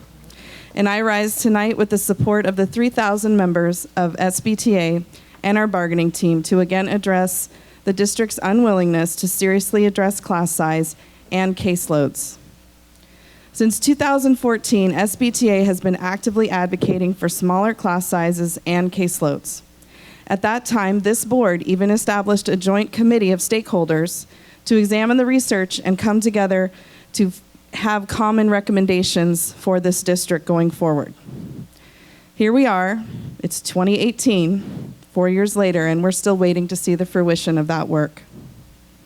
Our bargaining team has been meeting with the district now for almost 2 years to come to a reasonable agreement, and yet we continue to meet resistance. SBTA is asking the board once again to direct your team to come to a reasonable, rational, and meaningful agreement with SBTA. Thank you.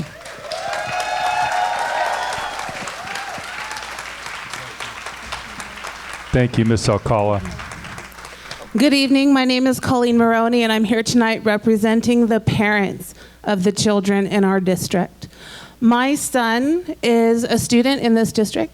My son is a twice exceptional student. So for those of you that don't know, twice exceptional means that my son is gate identified and has learning disabilities.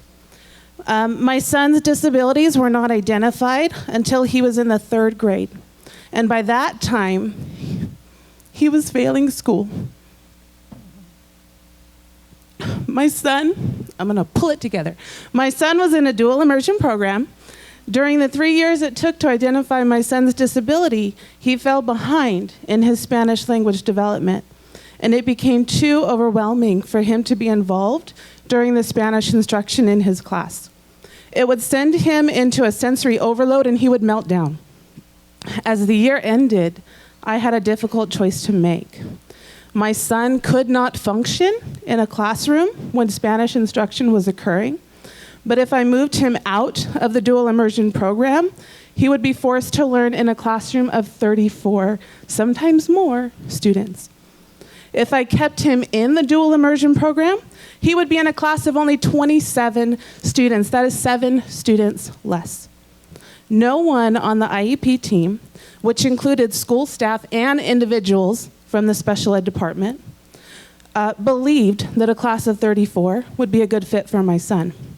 The reality is that every educator who has taught a 4th, a 5th, or a 6th grade class knows that 34 students is too many.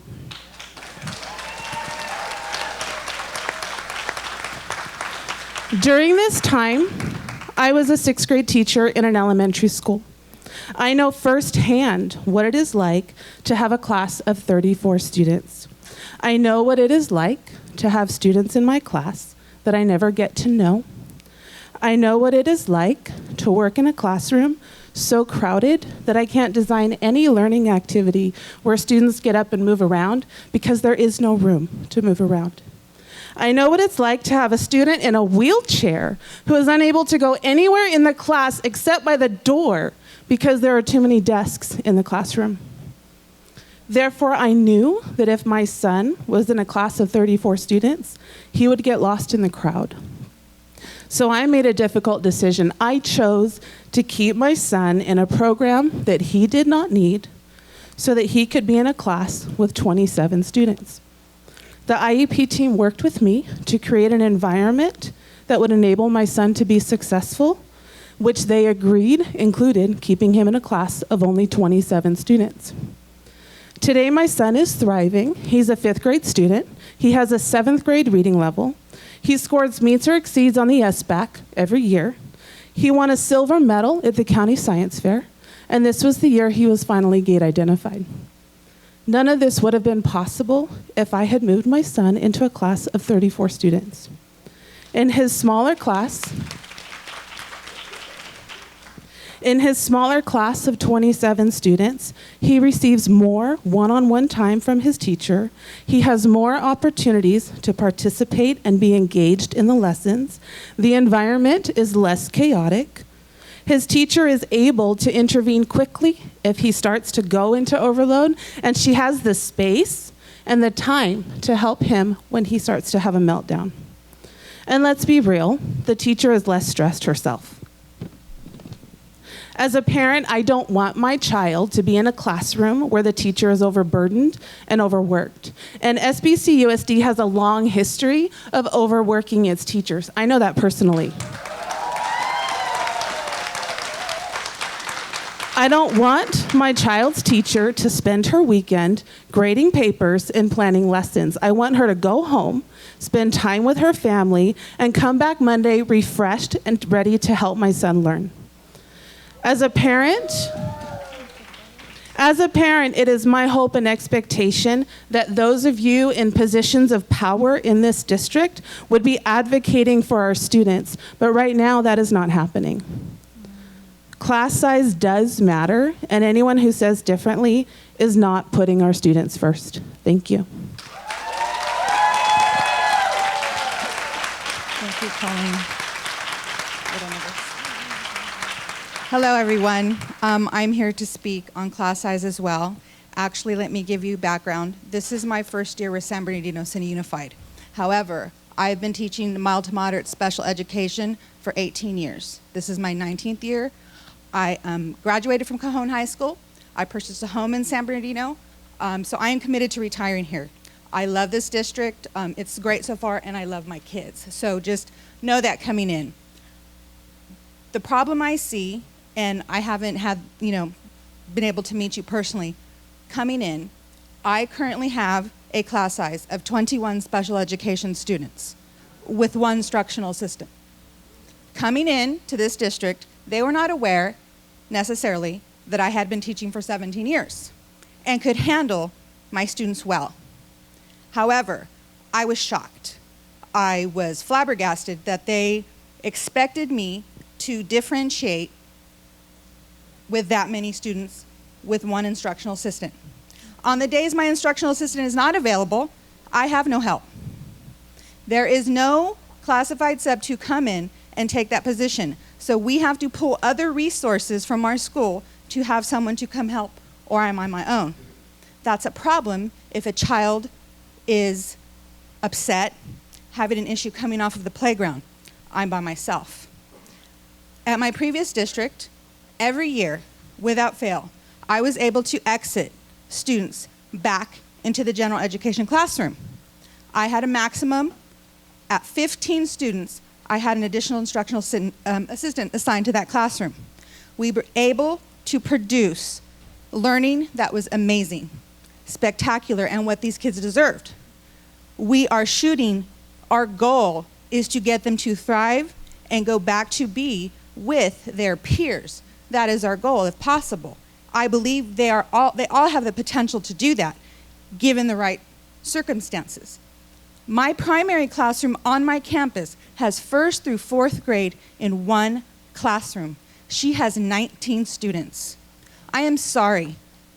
I advocate for these children. I love these children. They're my life. That is unreasonable. It is not okay to have a 1st grader, a baby, in a classroom with a 4th grader. As a parent, I would be appalled. It's not right. It's not okay. And I know the turnover in special education is extraordinarily high. Not only is the district and just every district and the state requiring more and more documentation and paperwork, etc., then we're being asked to be a specialist in every disability, in behaviors with lack of support. And I would just pose to you to really consider, when you are looking at class size, not to forget our students who have varying disabilities. They count too. They matter too. Their parents care too. And I have had parents come in and walk in and say, oh my God, how many kids do you have? Because their child is transferring in from Riverside or somewhere else, and they're like, they're coming from a class of 12 with 2 adults, and you have 21? It's unreal. But rest assured, we are still working hard. We are still doing what we need for our students. But I would just ask that you consider that and make the changes necessary so that those students don't get left behind, that they also get and are entitled to a quality education, and that 21 with one teacher and one classified who may or may not be there is honestly never acceptable for our students. That's a great disservice to them because they are capable. And I would ask that you also consider the caseloads of my fellow special educators, speech language pathologists who have overwhelming caseloads. I find it unbelievable that a pathologist would have a caseload of 70 students. I'm wondering, when do they have time to provide services when we have a 10-month calendar and 70 IEPs? And those are important documents, and it is important to work with your students in order to create those documents that will meet the needs of those children. So I'm just here to say I'm committed to this district. I'm committed to my students. I love it here, but we need to really be introspective when we look at what's best for our students, and I'm asking you to look and long and hard and go into some classrooms if you need to really see and get firsthand. You know, sometimes it's easy to be far removed. And that's for all of us. That's for all of us. I would just ask the board to be very introspective, and if it was my child, if it's my grandchild, what do they need and what would I want for them when you're making these considerations? Thank you. Thank you. I just wanted to mention on that point, thank you to the teacher that spoke on special ed, because we don't get very many teachers come and speak on this issue, and that's something that I'm hoping SBTA will continue to support, and making sure that we try to look at lowering the class size and that, because that seems like a red flag right there. So thank you for bringing that to our attention. Just one question, Madam President. Yes, Mr. Tillman? To this last speaker, where did she go? So I know Please you mentioned come up, please. Riverside, but just so I'm clear, the district you were at before, where you had the district I was at before, Ontario Montclair. Ontario Montclair. My student population now at the school I worked with there is a similar dynamic in student population, so they're pretty similar. But as far as numbers, you know, we were just able to provide a whole lot of a rigorous learning for those children with less students and a little more support, because it's just 21's a lot. So did you have 21, do you have 15? I have 21 now. But did you have 15 back in? I had 16. You had 16, okay. 16 was And with kind two, of... and with two individuals, Yes, okay. at the 15th student, Okay. we had additional support. Okay. Thank you. We would have two assistants total. With And with myself. teacher. Yes. So 3 adults. Yes. So it was more manageable, because in most classes, I'm sure you most know, independent work is extraordinarily difficult for general education children.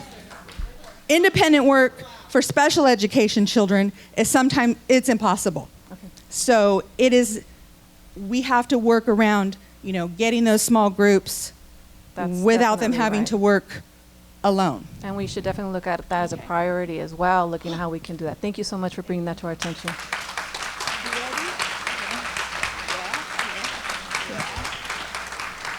Hi, my name is Royal Petaway, and I'm a mother and a product of the San Bernardino Unified School District, and I do not want to take away, I don't know how my card got lumped in with the teachers, so I will make it. I apologize. Okay. Let's have you speak next once we've made sure we heard everybody from this group. I thought you were in this group. I so apologize. I'll call you right back up. I promise. Was there anyone else missed a call in your group? Okay, fantastic. So one I want to, oh, yeah, sure. You bet. It's on this topic. So, Thank you. yes, I also teach special education. Hello, I know many of you. I went back to the classroom this year. Same thing. I have 22 to 23 students in a day. I teach 6th, 7th, and 8th grade, all subjects, and totaling right now my preps are 27 if you include my language classes, my math classes, my electives, and everything that I have to teach. And if you're looking at the reality of that, to try and prep for that, and do the things that we have to do as far as IEPs and teach and differentiate, it's very unrealistic. And so I think that those things need to be looked at for special education, for regular education, and I think that our caseloads, if you're looking at class size, you're looking at about a 30% reduction in class size. The same thing needs to be looked at for special education to be able to truly meet the needs of those students. Thank you. Thank you. Thank you very much. Madam President? And I wanted to just say thank you to all of you for being here tonight. Thank you for what you do as teachers. Hold on, Mr. Tillman also has a comment. Okay. I think it's maybe to Ashley, just so I'm clear. So in terms of the numbers where we're at right now, were the numbers ever better than this? I'm just trying to get a Are you talking about the class sizes that we currently have now? Exactly. No, I'm just trying to get a feel for when it turned for the bad. Did it happen when, I know we had gotten rid of a lot of the class size reduction. So the impact at elementary is you had about 16 schools that participated in the QEIA program that were elementary. You had some middle and high schools too, and they had a class size of 25-1 for 9 years in those schools. You also had at the high school, as I mentioned at the last board meeting, you had a 6-period day.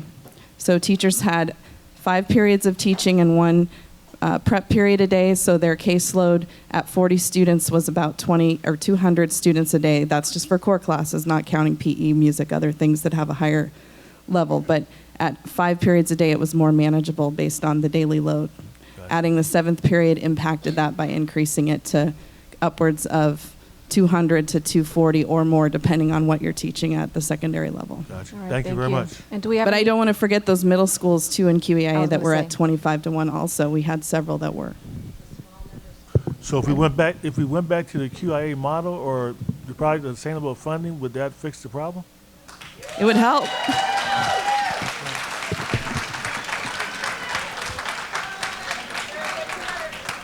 All right. But that wasn't all the schools in the district. That was a certain number that qualified for the grant. Exactly. Yeah. Right. Yeah. Right. And Thank I know secondary is very important as well. Dr. Flores? Yes, Ms. Alcala. Oh, you want to say I'm sorry. something? Okay. My name's Kelly Grant, and I've been in this district 33 years, and I've spoken in front of the board a couple of times. And I just wanted to say, because I'm feeling moved here, that we should be all about quality, not quantity. Not getting as many kids in the classroom as you can, but really teaching a quality program. And as I sit here and listen to all the other programs and the test scores, you're not going to get the test scores coming up if the teachers can't be effective with a smaller class size and help the kids that really need it, because we have a lot of need in this district. So we're all here after probably some of us being at school since 7 a.m. So now I'm going on 12 hours. We waited to let you know we care about kids and we put kids first. We want you to put kids first, not just in word, but in deed, in action. We can make it happen, but we're going to have to spend the money, and the kids are worth it. This should be our top priority. I mean, I know we're renovating buildings and we're spending all kinds of money on adding another assistant superintendent. And these things are not my first priority in this district, and I think that maybe workloads can be shared up here, and that we need to make it more manageable for teachers to do a better job and to be able to go home after a 12-hour day, or even less than that because I'm only paid for 7, and really put kids first for the first time in a long time. Kids first. Dr. Flores? I wanted to ask Ms. Alcala, just following up on what Mr. Tillman also said. So given that we only have so many resources and so forth, what would be ideal? There's a lot of solutions to the problem of lowering class size.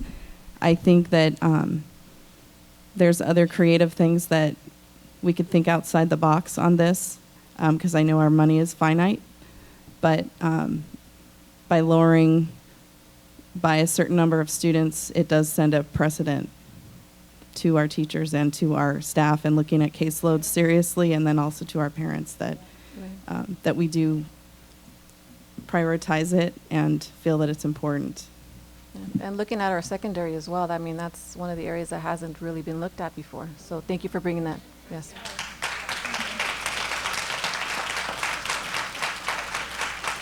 Okay.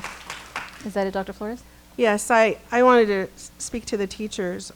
I've been a teacher educator for 38 years, and I want you to know that I hear you, and that it is our kids first, and I know that you're all dedicated, and you can't teach on tired time, and our kids deserve the best. So thank you for coming tonight. All right, thank you. Thank you. Are we done? Thank you, Madam President. Again, thank you to all of you for being here, and thank you for what you do. I actually have a selfish interest in your request because I have two daughters. One wants to be a moderate severe teacher, one wants to be a bilingual speech pathologist, and so these are selfish interests for our own family, right? And so one thing I want to just state so it's clear, this board does care about class sizes. This board has worked hard to reduce class sizes currently, and the board has given very clear direction to continue to reduce class sizes. So I want you to know the board is very committed to this conversation and has given clear direction to that. To date, the board has acted outside of negotiations, and I recognize there's a lot of discussion going on inside of negotiations on this topic. We'll get into that, but they have reduced core classes 8th and 9th grade, transitional K, and increased the opportunity for our K3, AB, and dual immersion course offerings at the sum of 208 full-time equivalent teachers. That's an $18 million expenditure the board has made. Our class size is currently in 4 to 6, and middle schools are at the average, although the average is not good enough. We would love to see that number reduced, and the board has given direction, and we are currently in conversation to reduce that number from the 34. As well as looking at other areas that we can reduce specifically around high school. The board is very aware when we look at class size comparisons for 4-6 that currently we are on parallel with Riverside, Redlands, and Corona Norco, and we want to work hard to reduce that further. With grades 6 to 8, we're comparable with Rialto, Moreno Valley, and Corona Norco. We're below theirs. No question, different demographics. High school, the board is looking to lower that number significantly. So I want you to be aware the board is committed to this action.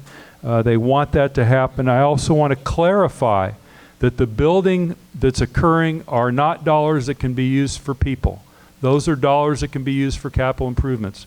I also want to clarify that the assistant superintendent position was a vacancy filled, not a position added. So I wanted to clarify on a couple of those comments.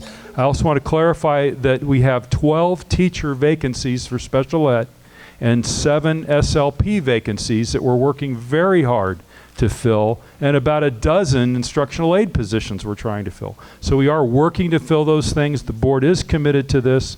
Your message is heard loud and clear, and I want to thank you for making the time to be here tonight. It means a ton. I know it does to this board, it does to me, and I'm absolutely confident that we will come to a resolution that helps us operate within the budget parameters that we have. We always say we can do anything we want, we can't do everything. And so as we go through this conversation, I want to remind you, California, when I went to school, was funded number 1. Today, we're funded 46th in the nation. We need to work on that topic, and we need to work on it hard in Sacramento together, because that's where it really happens. We need that kind of dollars in this district. We need to continue this fight and this journey, and I want you to know you're not fighting alone. So thank you so much for being here tonight. It's appreciated.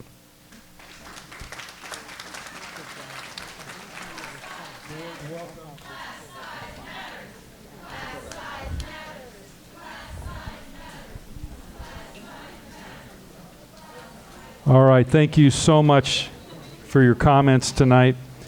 Board welcomes. We have a number of other speakers that wanted to present in a specific order, and so board welcomes Angela Cardenas, Arturo Orozco, Emily Ventura.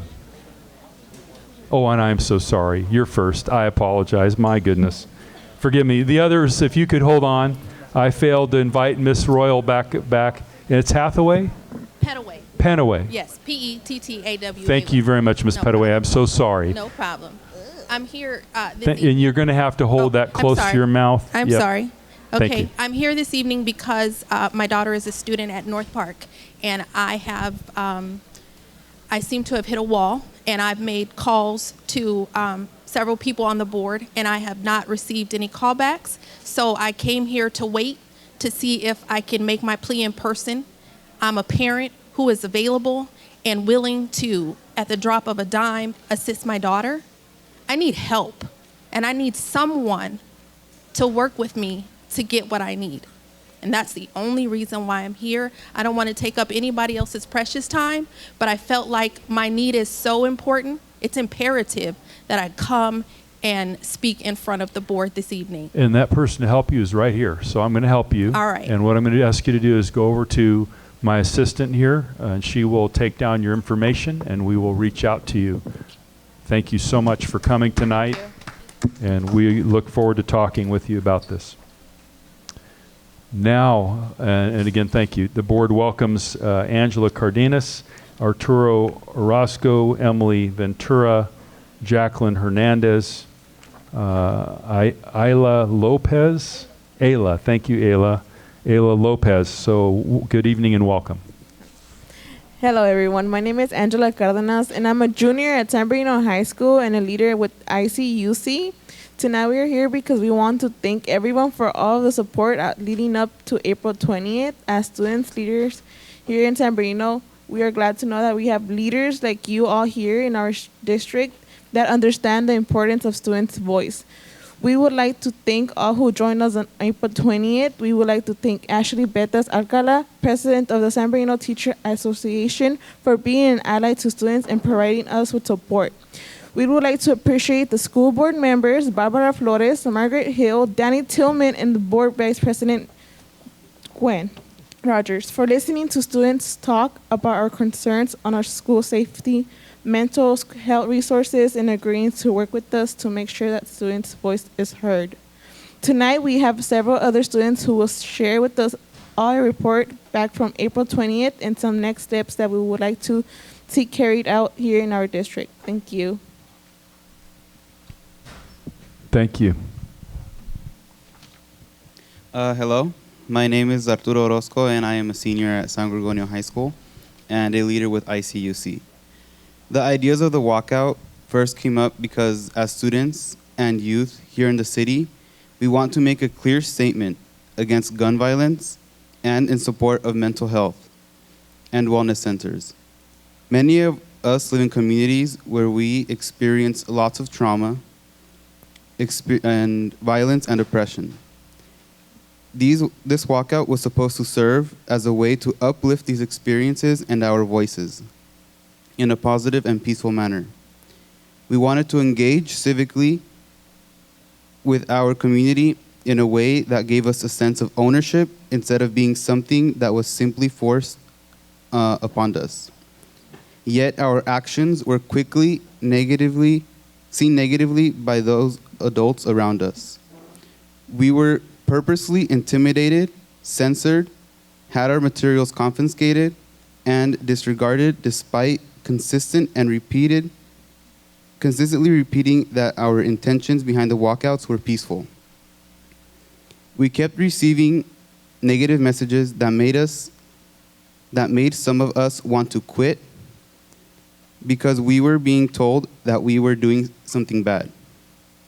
But we knew that the walkouts were part of something bigger, and that it wasn't a random act of civil disobedience, but a small stepping stone towards trying to make our district and city a better place. Tonight, we will reiterate some of the asks that we asked those of you who were present to commit and hope that we'll see forward movement after tonight. Thank you. Thank you, Arturo. And I'll hold some questions for the end, maybe to ask all of you to clarify. Thank you. Hello, everyone. My name is Emily, and I'm a senior at Arroyo Valley High School. So as one of the students who helped organize the walkout at my school, I also encountered many adults that encouraged us as we got ready to civically engage with leaders in our community. But we also came across people who attempted to demoralize us to prevent the walkout from happening. Some of the admin, district staff, teachers, and other adults in the community tried to discourage us because of reasons having to do with what many called safety concerns. But the messages we were receiving had more to do with the unconscious bias of many adults here in our city when it comes to youth of color. When many of the adults around us told us that the walkouts wouldn't be safe, they would express concerns about fights, riots, or vandalism. Because of their unconscious bias, many adults thought that we wouldn't be civil on the streets. While we were attempting to do something positive, many around us were trying to turn it into something negative. We don't want this to continue to happen to students in our district. We want your commitment to agendize a discussion about this during the next school board meeting, and that you create a budget and contract with a competent and experienced trainer, preferably with the California Teachers Association's human rights trainers, to provide training on unconscious bias in our district. Every single one of us carry different forms of unconscious bias within us, and becoming aware of it and trying to change our thinking can only make us a better district as a whole. Thank you.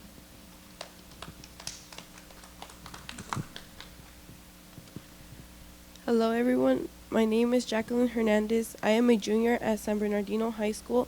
As we already mentioned, one of the main reasons why we led the walkout was to bring awareness of the wellness centers.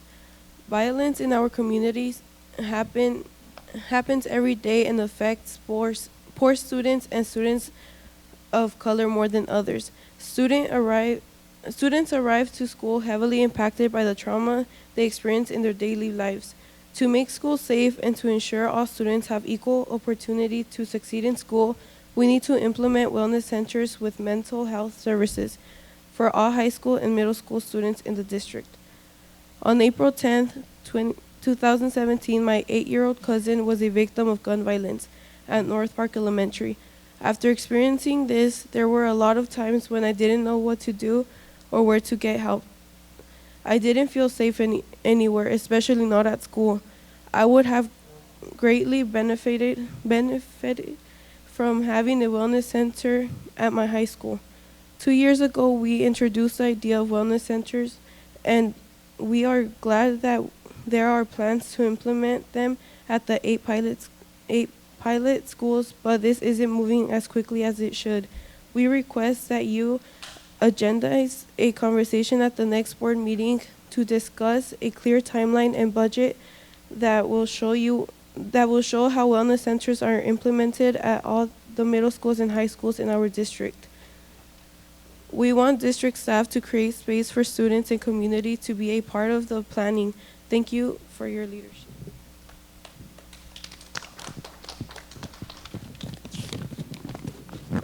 Hello, good evening. My name is Ayla Lopez, and I'm a youth organizer with ICUC. The youth who organized this walkout and event of April 20th put in countless hours of hard work despite much intimidation and setbacks. We would like to see these student leaders be formally recognized by the district for their civic involvement and for encouraging many of their peers to do the same. We hope that this is something our district can agree on and make happen. And I know we haven't mentioned it, but we are also in support of class size matters and reducing class sizes. Thank you.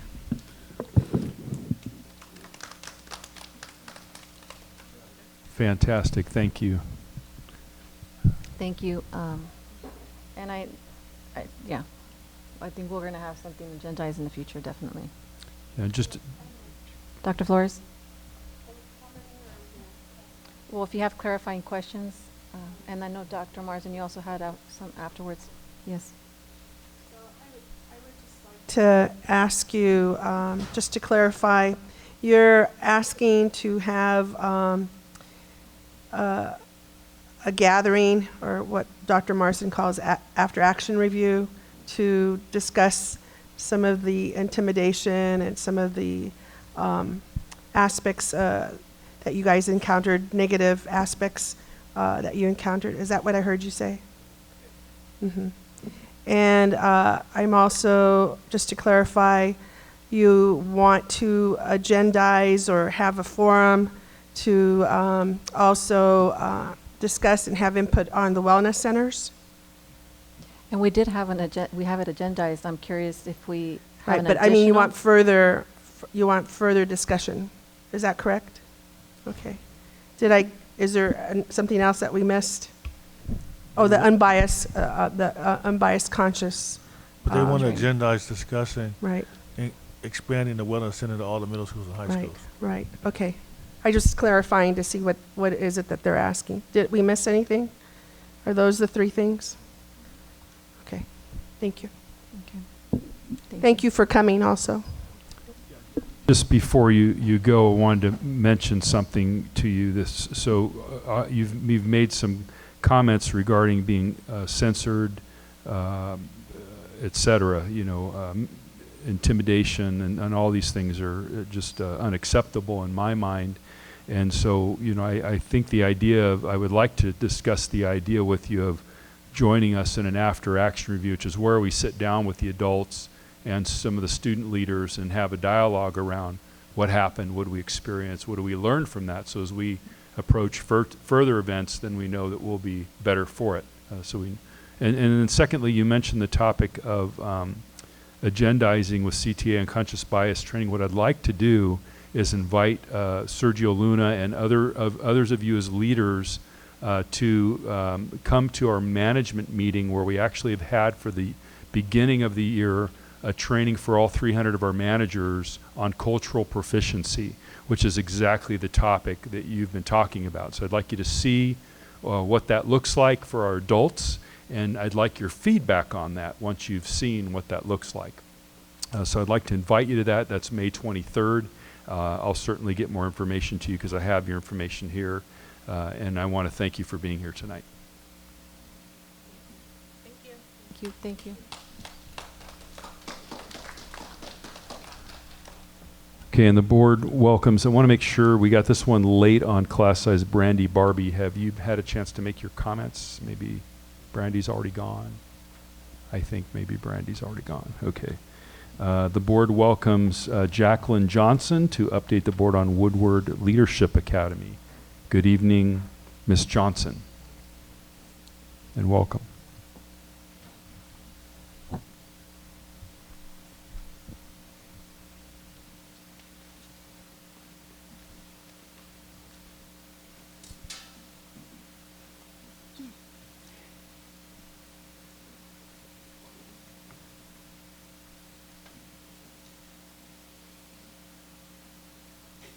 Good evening, Superintendent Marsden, board members. My name is Jacqueline Johnson. I'm the operations manager at Woodward You can Leadership take that Academy. out of the stand. You'll have to basically eat it to make us hear you, so Okay. sorry. I'm Jacqueline Johnson, the operations manager at Woodward Leadership Academy. On behalf of our board of directors, I'd like to thank you all for your continued support. I would like to introduce Ms. Davis, who's one of our teachers, and she's going to provide an update on our school. Thank you. Thank you.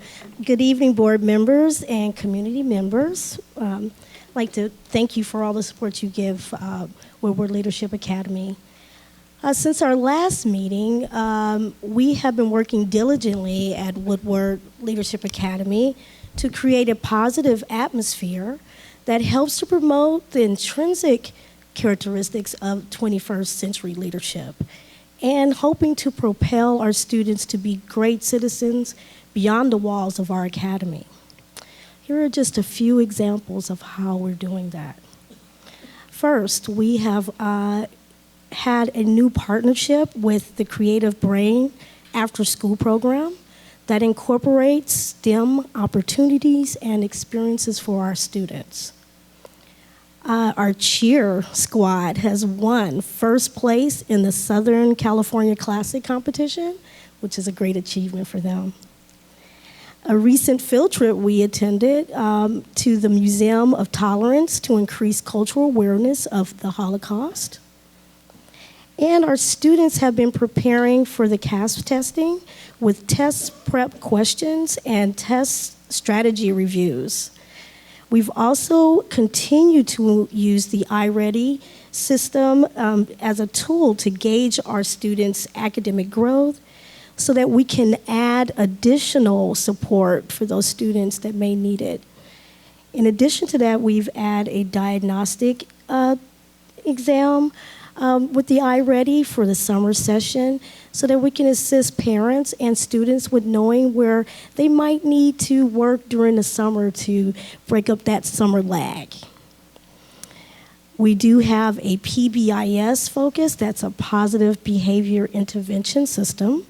Our focus is on responsibility. We have incorporated guest speakers to come in to promote student awareness in the importance of goal settings and academic accountability. We have some recent upcoming events.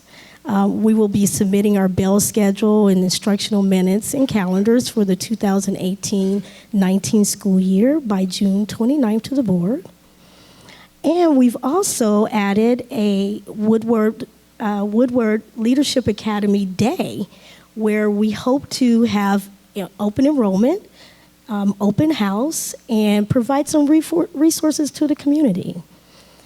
In lieu of all of that, we have also tried to raise funds and are continue to raise funds for the end of the school year school-wide field trip.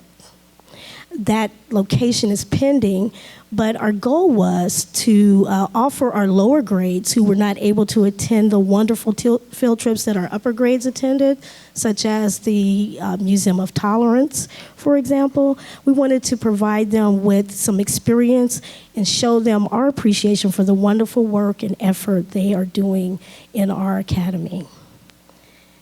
That is it. Do you have any questions for us? Thank you so much for your presentation tonight and updating the board.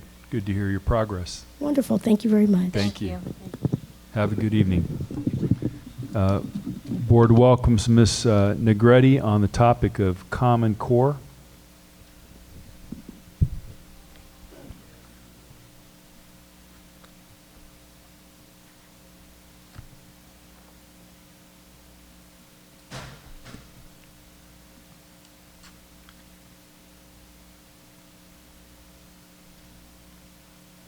Good evening, and the topic was a Common Core opt-out violation. Good evening.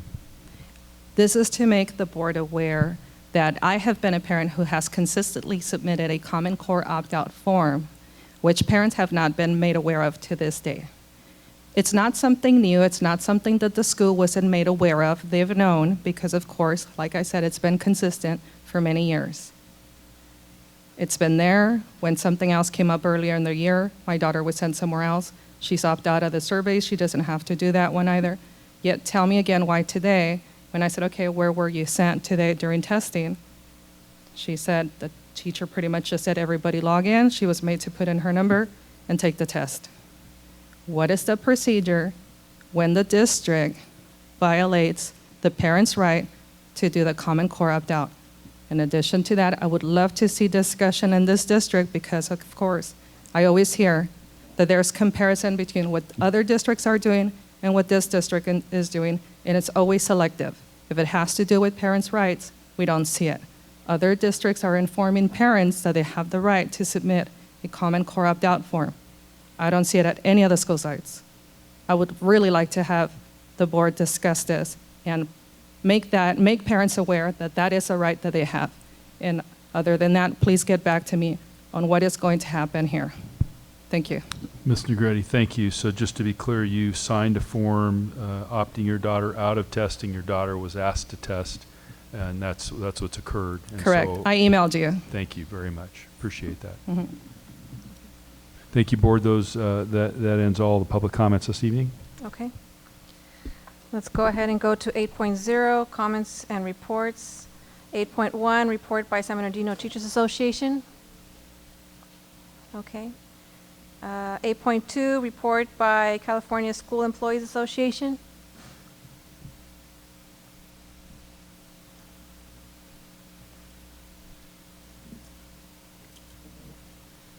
Good evening, ladies and gentlemen of the board and cabinet. Good evening. Nice to see you today. I don't really have much. May 20th, we're inviting you to come to our Classified Employee Appreciation Day, which will be held at Jones School, May 20th. It's a Sunday. It's the only day we can get the food truck to come in. We would gladly love to see you all show up. If you can, if you can't, that's fine too. It's just an open invitation. What time? It's 11 a.m. to 3 p.m. Is there also a 66ers game where you're having? That's on the 12th. And that's also classified employee recognition? Yeah, Or- that's sponsored through CSEA. Got it. So there's two different events going on. Yeah, that's one for just members only. Oh, members on. Okay, okay, and this one's just. I honestly. Yes, we are. I think anybody can come, is my understanding, right? Probably. Yeah. I got an invite for me and my family, so I'm assuming Okay, so. then you know about it then. Okay. That's all I have for today. Great, thank you for the invitation. You're welcome. Thank you. 8.3, report by Communication Workers of America. Okay, no. 8.4, report by San Bernardino School Police Officers Association. No. 8.5, comments by school board members. Okay, we're going to start with Dr. White and work ourselves down. All right, thank you, Madam President, and I'll try to make it brief.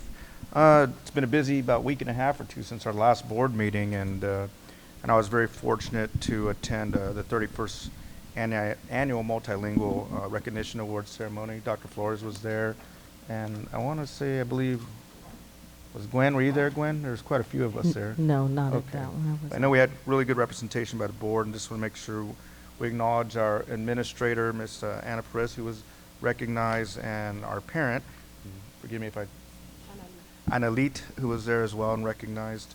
So wonderful event and great turnout. Also was able to attend and recognize a number of our administrators at the 2018 AXA Region 12 Administrators of the Year Award, where we had a number of folks recognized. Mr. Ed Hensley for Alt Ed Options as principal.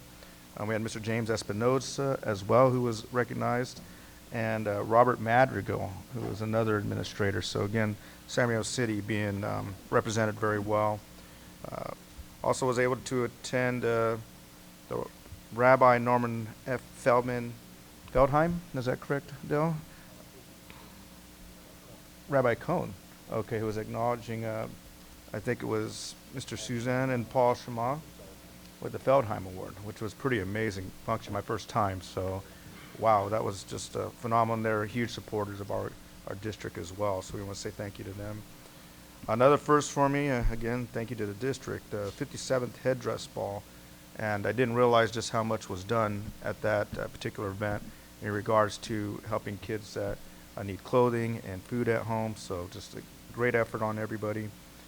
And I want to thank our San Bernardino school managers group there, and I don't know if any of them are here today. I'm trying to look around and see if some of them are there for the fundraiser they had yesterday, or Sunday, golf fundraiser, again raising money for scholarships for our students. So just a lot going on and helping our kids in our community. And then back to our class size, concerns with class size reduction, and I believe I heard one or two of my colleagues mention this.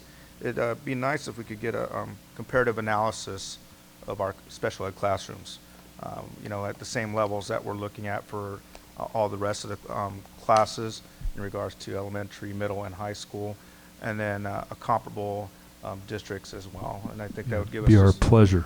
Yeah, it'd be really great. And so we have the overall complete picture of what our staff are concerned about, and so we could represent them and hear their voice and do our best to make sure that we acknowledge them and hopefully get better learning and teaching conditions. And that's it for me. Thanks. All right, thank you. Dr. Flores?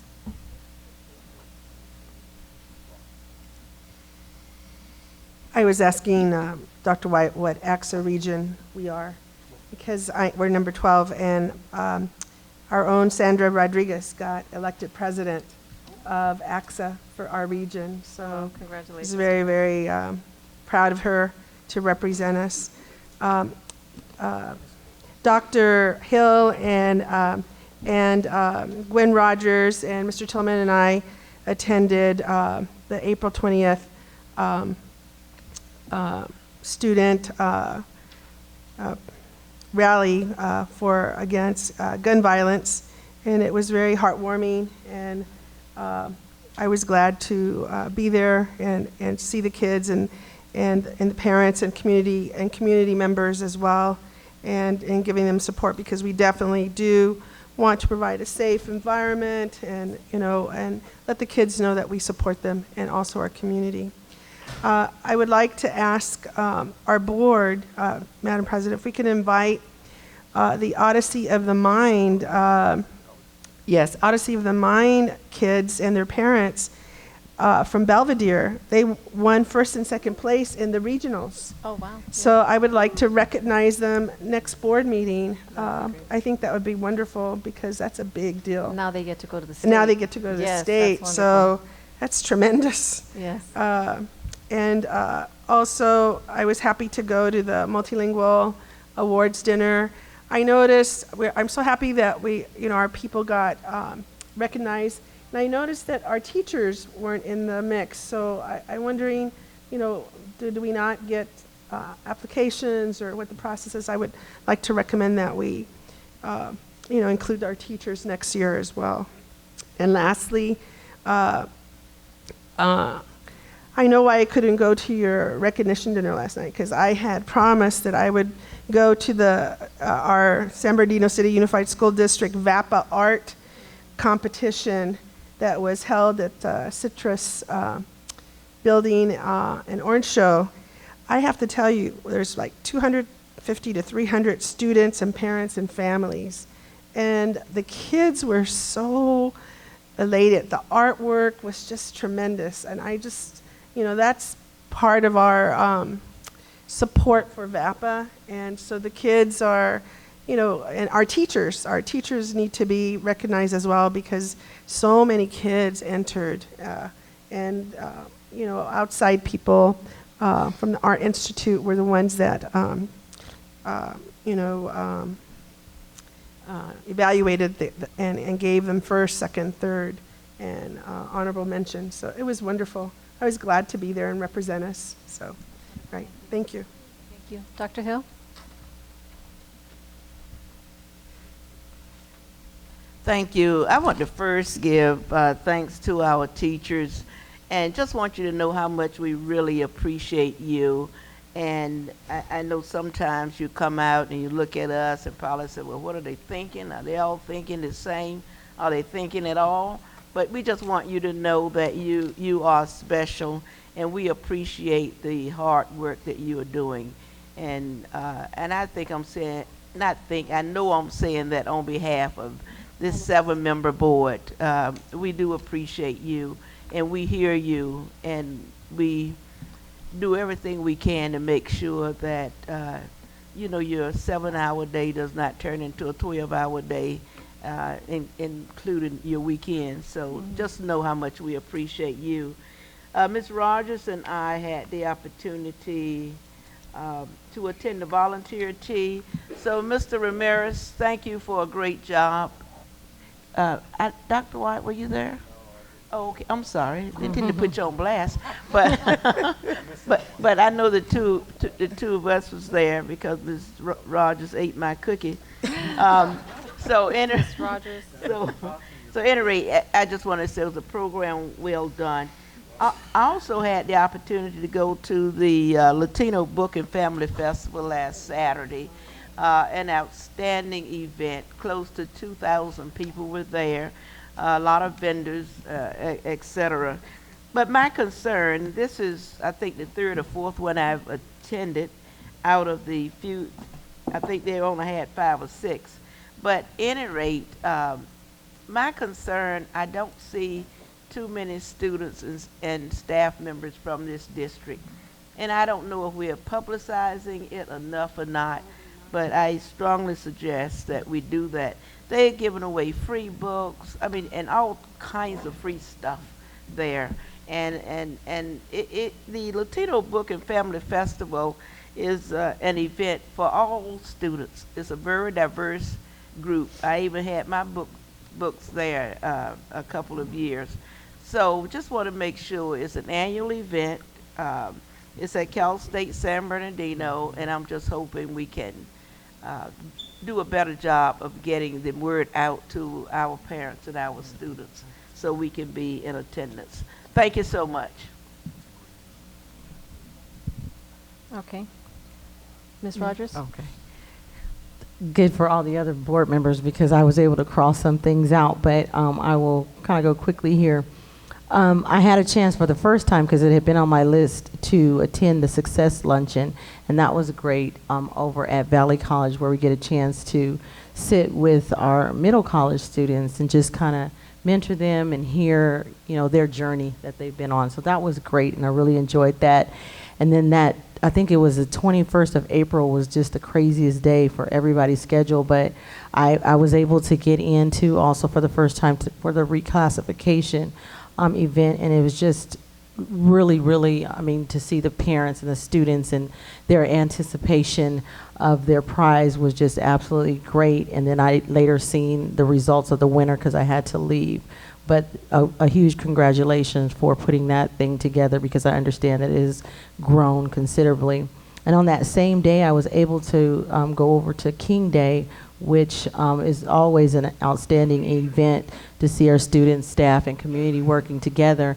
And in particularly, while we were there, actually Mr. Tillman and I had an opportunity simultaneously to talk to just the VP over there, and we had recently heard about the success that they had with the reduction of suspensions.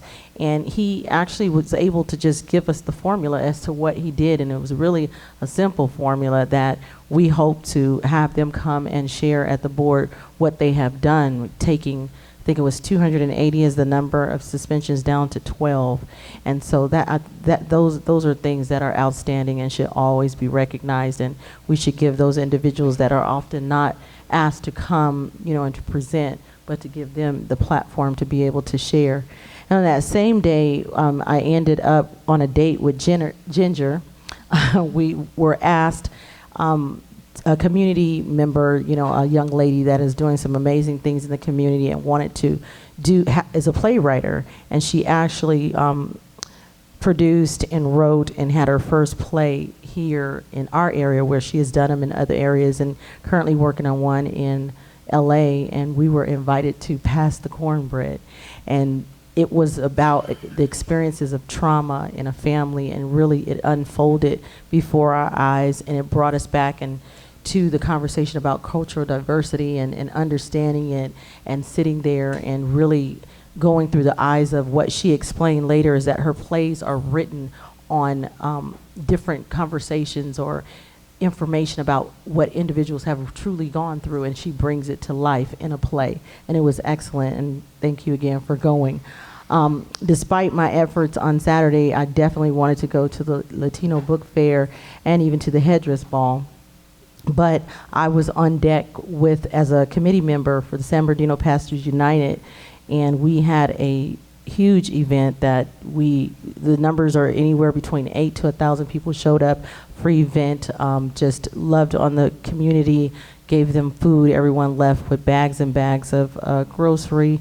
Resources were there, and it was just a great day. And I definitely want to give a shout out to Ms. Hall, who was the facility coordinator of the day at the event, and she did a wonderful job. And it was just her, and we knew the event was going to be big, but not necessarily, you know, as big as it was, but it was great. And then also today, I gave a shout out, but want to say again, and I know Dr. Hill's efforts as the spin of the Mom Mob, the goal is to also get our other schools, because we can't be everywhere all the time, but we know they're very excited about it. And so Urbita decided that they wanted to do a Mom Mob based on testing. And so they were there this morning, even in the rain, and I went over with them for a short period of time. They wanted to encourage the students to have a good test day. So it just goes to show you the different things that we can do with our students to encourage them in their efforts. And then I had an opportunity over at the county. The county actually invited me over with two superintendents, talking to parents and engaging parents over at the county, which was absolutely, again, it's so important to get our parents involved. And I thought about you, Dr. Flores, over the other night. I mean, we've had an event almost every night, and we're only 2 days into the event, to the week. But yesterday, and I'm sure Dr. Marsden will touch on it, that Dr. Hill received the Distinguished Service Award there, and we were very proud. However, she had some competition when we had an individual that, as he was speaking to us, he told us that his oldest student right now, he's been teaching, he had taught for a number of years, his oldest student, and I still can't get over it, is 74 years old.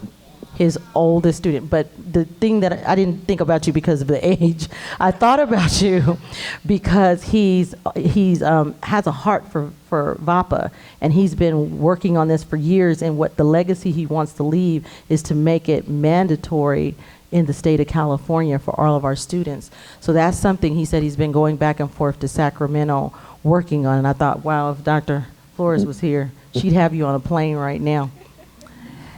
And then finally, I do want to say definitely it is my desire and my hopes that we can, and I'm kind of glad, I thought Dr. Marsden, sometimes when I hear go slow to go fast, I remember when I first met you as a parent, I thought, no, I just want to go fast so we can get all of these things done for my students. But I thought about that tonight as I was listening to the class size reduction, and then all of a sudden, all of these other things were revealed tonight that we need to look at. So I'm glad that the conversation came about, because there are truly some other things that we need to look at in the whole grand scheme of what needs to happen across the board, from special education, from high school to middle school, and then ultimately what is best for all of our students, because sometimes we say all, and we tend to maybe forget about a group here or there, but I was grateful that happened. And then lastly, we talked about the wellness, and we've been in conversation, of course, with the district, and definitely Dr. Menards has done a great job. But one thing that I would like the district to look at, if possible, we never get to hear updates or input along the way where counselors and the things that they need, where they tie in to even our updates and what we ask about what's going on with our counselors, the counselor's responsibility, because often we get parents and students trying to navigate that as well. And then when we're talking about funding, I've never heard us really talk about funding in light of our counselors, and our counselors are actually on deck to do a lot of the things that we're talking about when it comes to the wellness piece, as well as academic follow-up and all of the things that our students need while they're here. So if we can look at that and look at a way that we can be updated on counselors and find out what supports that may be needed for our counselors, I think that would be great. Thank you. All right, thank you. Mr. Gallo? Yes, thank you. Gwen took all our time, so I don't have any I was going to say, it was like almost 10 minutes. No, it was a while. It was. I don't know. It was 15 minutes ago. I was like, okay, Gwen, we were on a roll. And that concludes my remarks. Exactly. You had nothing to say. Mr. Tillman? He has nothing to say either. See? There you go. You gave her your minute. All right, I'll be quick. There was an ethnic studies and review with the university, UC Riverside, as well as other school districts that are looking at starting an A through G ethnic studies, and especially there's a bill out there that Assemblymember Jose Medina has, and so they're actually looking at our school district on what we're doing and setting that example in the inland region, in the whole Inland Empire. And so that was, they were really excited to see that we do have several schools in our school district, and not only are they in effect, but it's also A through G. So that's something that we should be very proud of, that we're one of those that are ahead of the game. If the law passes, it will definitely be used as a way for other school districts to see what we're doing and setting that best practices. And I know Dr. Flores was one of those that started that conversation, so thank you for bringing that up as well. Just to add, I went to Chapman University on Saturday. They had an ethnic studies summit. So I was able to get data and also lots of different resources for us. So Dr. Marsden, I'll share those with you. Yeah. Okay, and I definitely want to praise our school district for being ahead of the game. And those conclude my comments. Thank you. And Dr. Marsden, for your public comments? Thank you. Your board. Thank you, Madam President. And I actually have two parts in my comments tonight. Part one are my normal kinds of updates and comments, and then part two is I promised our district English Language Advisory Committee leaders, based on their last presentation to you on the LCAP, that I would share their requests with you and ask for your direction. So part one, I want to give you some updates. One, student recognitions. Congratulations to the following district students who earned AVID scholarships, and thank you to Dr. Herb Fisher, who beat the bushes and talked to a lot of great people that have given their personal finances to support these scholarships for our young people locally. Thank you. Congratulations to Lori Almanza and Michael Aranda from San G High School, Karen Campos, Kai Beth Ruiz, and Daisy Sandoval of San Bernardino High School, Rosa Chamu and Caitlin Todd of Pacific High School, Domingo Dejero, Isaac Rodriguez, and Paola Zaragoza Hernandez of Indian Springs High School, Naida Chavez, Brianna Marquez, and Azim Nadvi of Middle College High School, Alexandra Nevarez of Cajon High School, and Dulce Rocha of Arroyo Valley High School. These students are among 50 students throughout San Bernardino County that received scholarships this year. In addition, Rosa, Caitlin, Nada, Azim, and Kaibeth were honored as Dell Scholars. And congratulations also to Marshall Elementary School student Kayleen Sanchez and Curtis Middle School students Carlos Ayala, Christian Hernandez, Salazar, and Damian Lopez for earning gold medals in the 36th Annual Inland Science and Engineering Fair. It's a big deal, by the way. Congratulations to Kimbark Elementary School 5th grade students Isaac Adames and Aiden Walker Butler for engineering a winning wind turbine in this year's National Kid Wind Challenge. And then last month, our California Cadet Corps cadets from the 11th Brigade completed in the annual state drill competition, and cadets from Del Vallejo Middle School won 9 trophies, and San G High School won 5 trophies. Cadets Daniel Cooper and San G High School and Aprila Costas from Del Vallejo Middle School each won first place in their division in the unarmed drill down. Great work to these students, and all the best for their future success. Keep up the good work. And as was mentioned earlier, special recognition to Dr. Margaret Hill for being selected fittingly as a Distinguished Service Award. She now stands in the light with other education greats like Dr. Herb Fisher and many others who've gone before her to lay the foundation of excellence in education at last night's Spring Awards. And so thank you, Dr. Hill, for your continued leadership. And then we received a beautiful plaque, bronze plaque from the Mexican Consulate because of our participation last October in the launch of the Binational Health Fair, which took place largely on this campus, which served to help improve the well-being of our underserved population, provided medical examinations, dental consultations, etc. And to commemorate this event, they provided us a brass plaque that shows the signed document was captured in a pictograph of it, and we'll showcase that in our Board of Ed when we get it open back up again. And then Board, I need your feedback on a couple items. One is we've been encouraged by a number of other leaders in the nation to attend a group called the Council of the Great City Schools. We can't be a member because you have to have a city that's 250,000 residents or more. In our city, including the population of Highland, is just shy of 250,000 students. So, but we can attend their event, and this is where large urbans only get together, cabinets, boards, peer-to-peer, colleague-to-colleague, to share best practices. We've been strongly encouraged to attend. Dr. Gary Yee also encouraged your attendance, and so I wanted to pass this information out to you. If you can attend and are interested, it would be ideal if we could go as an entire team. We'll have to think about how we do that, but wanted to put that on your radar. Secondly, I wanted to ask your consensus for a board workshop in an effort to continue our focused work on the superintendent's evaluation. I'd like to propose Tuesday, July 17th from 5:30 to 8:30. Board, may I have your consensus to confirm that date? Again, that's Tuesday, July 17th, 5:30 to 8:30. If you look at your calendars for a moment, July 17th, Tuesday, 5:30 to 8:30.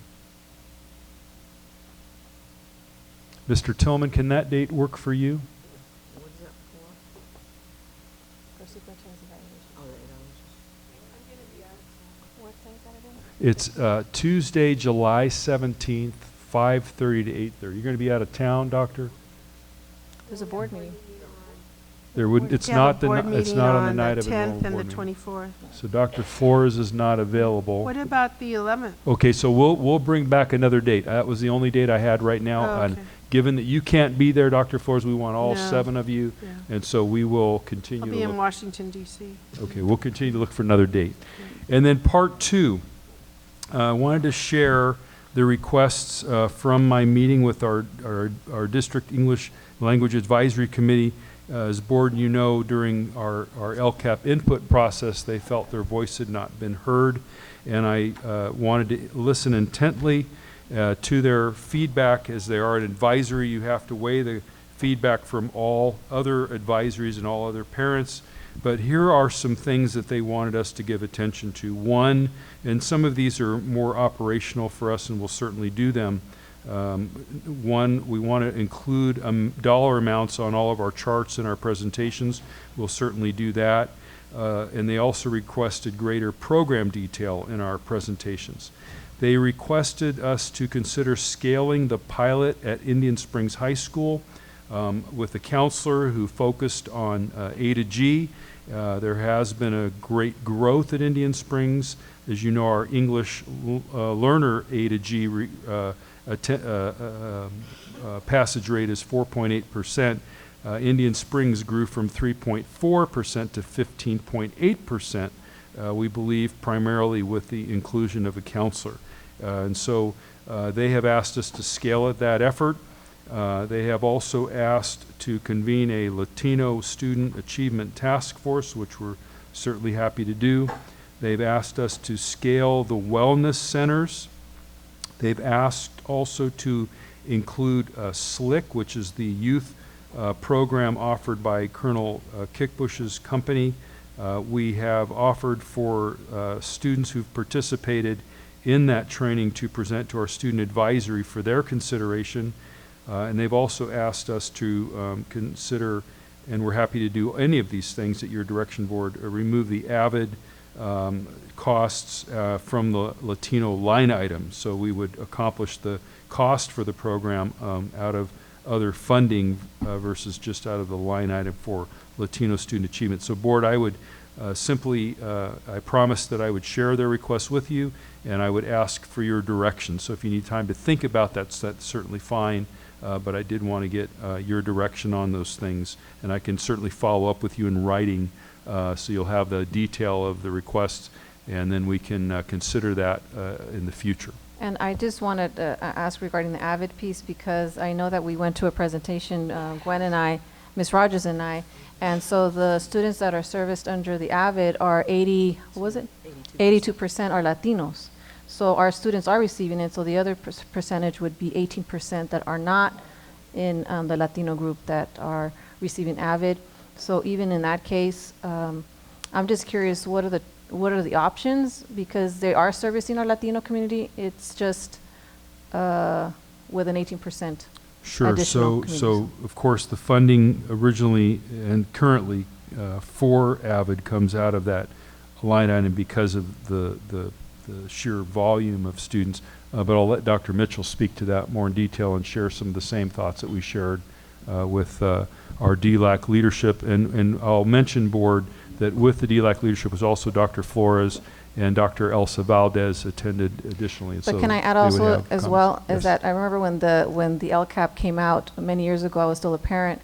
So the LCAP, or was it right when I became, Latino was actually for all Latinos. It wasn't just necessarily EL students. And the reason Correct. why I said that is because there's a Latino students that were English only that were not receiving any kind of funding. And so then if you notice, the line item for African American was also suggested, but Latinos, in reality, it's all of the Latinos. Yeah, and we are talking they're about the- all Latinos. And in they're this the one. 60% that are not represented through the EL. So I just Yes. want to make sure that when you have representation for Latinos, that it be inclusive of Latinos. Sure, you bet, thank you. So again, Ms. Medina, can you repeat your question around AVID? So my question regarding AVID is because it is 82% that are Latinos receiving services through the AVID. I'm wondering what are the what are they looking at? What are suggestions that we can? Because these are the points that that small group made. Right. Not full representation of the Latino community. And so I'm wondering if these are just suggestions or what can be done. Can our other LCAP money be used to replace that money? Or I'm wondering what are some of the alternatives? But at the same time, we are servicing Latino students within the AVID program. So I mean, it makes sense. The AVID is being used, but I'm just curious on what could be the alternative. So obviously those dollars have been expended, so it would be a matter of a budget transfer to transfer those expenditures to another account. I'm working with Ms. Christakos to identify another funding source to move those expenditures. And then the rest of the requests, Ms. Christakos and I are currently costing those out, and will provide those details to Dr. Marsden, who would then provide additional program details on these requests to the board for consideration. And I would like for that group to also include English-only Latino parents as well, and to make sure that we have full representation, like I mentioned earlier. Thank you. Yes. Happy to do so. Dr. Well, I know Ms. Rogers had a question. Go ahead, Dr. Flores, she let you. Dr. Go ahead. Hill, Dr. Hill, I'm sorry. And then I'll go after Ms. Rogers. Yes. Thank you. I just have a couple of questions, and I appreciate getting the information so we can take a look at it. Are there meetings being held that we don't know about? Because I would like to think we are, as board members, we are invited to it. And you don't need to answer that right now. Oh, no, I would absolutely want to answer that question. Okay. Yeah, so let me be clear. Dr. Flores had requested a meeting with Ms. Christakos to review the budget, so she understood how did it all play out with LCAP. And then in that meeting, I had invited the DLAC members to join that conversation because I had to cancel my meeting with them originally. So I have a meeting standing every month with my advisory committees, both DLAC and DAC. And so I keep those meetings. I had to cancel one meeting, and I was trying to get them rescheduled specifically around the topic of the LCAP. So Ms. Christakos was already meeting with Dr. Mitchell and Dr. Flores, and so I asked, because we're on this LCAP topic, for the DLAC leaders to meet with us during that time frame. It was more for my calendar. Okay, thank you. And then when you provide the information for us, and maybe Dr. Mitchell, you will have this. With the SLIC program, I did see some photos on Facebook. Now, is that a program just for our Latino students? Because I didn't see anybody in the group but Latino students. So if we could just get a breakdown of the diversity of that program. Okay. And Would be happy to do that, Dr. Okay, Hill. I would need to know that. And Thank you so much. And I just realized this is not an agendized item, but No. I'll go ahead and Dr. Flores make No, a quick no, we're comment, here. and or Ms. Rogers make a quick comment, and then. Which that was going to lead into my comment, because I can't even remember the list right now, Dr. Marsden. I know you went through a whole lot of things, and then certain things were coming up, and then I want to go into more detail as to why or how or what practice we would use in moving monies that have already benefited the students that it was for unless there was some form of mistake. But I believe we're going to have to agendize because this is going to Right, no, kind I of continue to didn't unwind. mean for there to be discussion. Yeah. I really, what I want to do is, I promised I would share the requests Okay. and ask for your direction, and so the way that I would ask for your direction is this. I would summarize the comments that I just made in writing to you.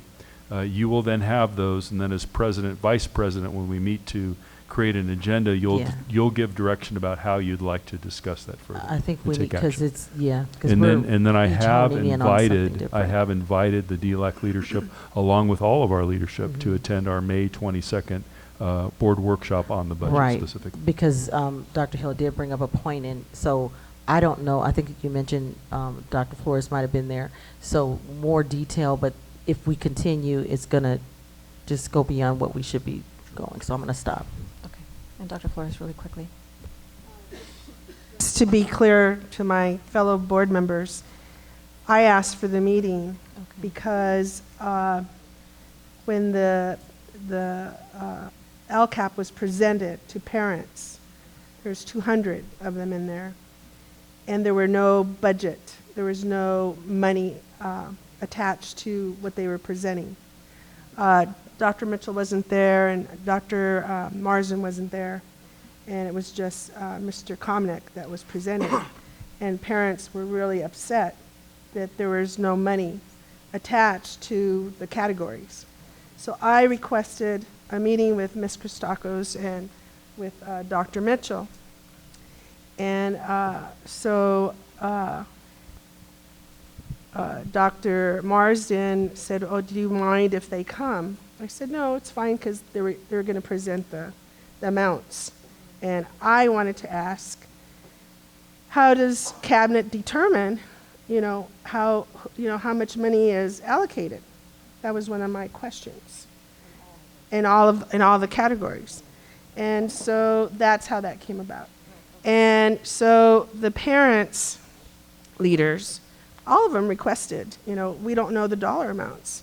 So that was when that was presented to them. And then these were the items that came up. Okay. Yeah. And the dollar items should be definitely added to those. And under LCAP, you have to have parental input. Right. Mm-hmm. And they have to be able to, voice their concerns, Just a point of, make their suggestions, et cetera. That's just all. A point of order. Yes, I'm sorry. Okay. This is definitely an item that should be agendized. I don't know how you guys discern. I mean, if any of the item we would talk this long about, we would say it has to be agendized. Okay. I think we should agendize it at the next meeting and discuss it. Okay. It's not, this is different than acting from a simple consensus. It's just too many questions involved. So it should be agendized. Okay, so let's go ahead and do that. Thank you. Thank you. Those are all my comments. All right, great.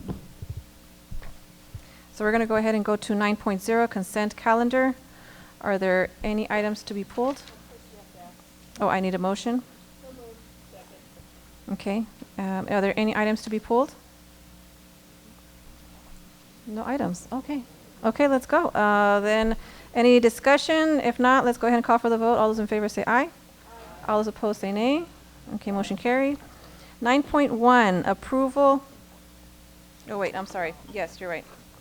10.1, action items. 10.1, personnel report, number 19, dated May 1st, 2018. Dr. Wiseman? As presented. So moved. Any discussion? Not, let's go ahead and call for the vote. All those in favor say aye. All those opposed say nay. Motion carried. 10.2, resolution of District Emergency Pacific High School. So moved. I was going to read it, but no need. Okay, then any discussion?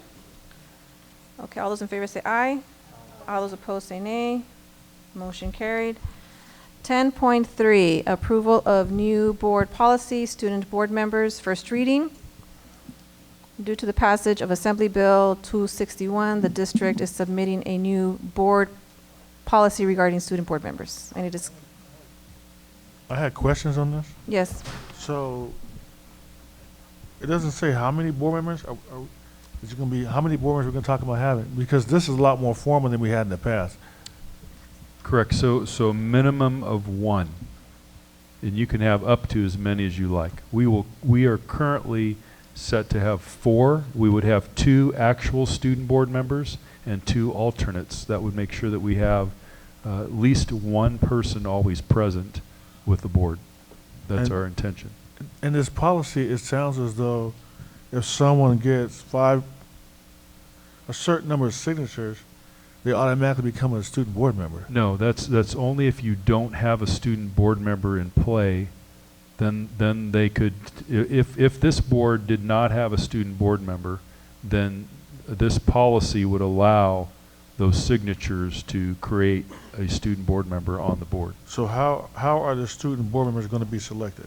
It's up to you as a board currently. They are selected through our student advisory by asking students who have the time and interest.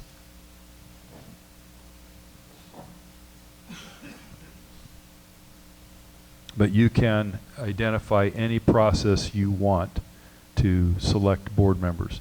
We didn't necessarily want to go with the popular vote of students at a school, as you can do and as is recommended in CSBA policy. This policy, the way that it's written, gives you flexibility to determine your own methodology. So if we're not going to use the petition, why would we put it in the policy?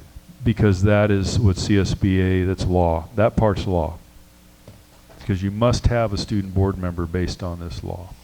But, and the petition part has to be in there? Yes.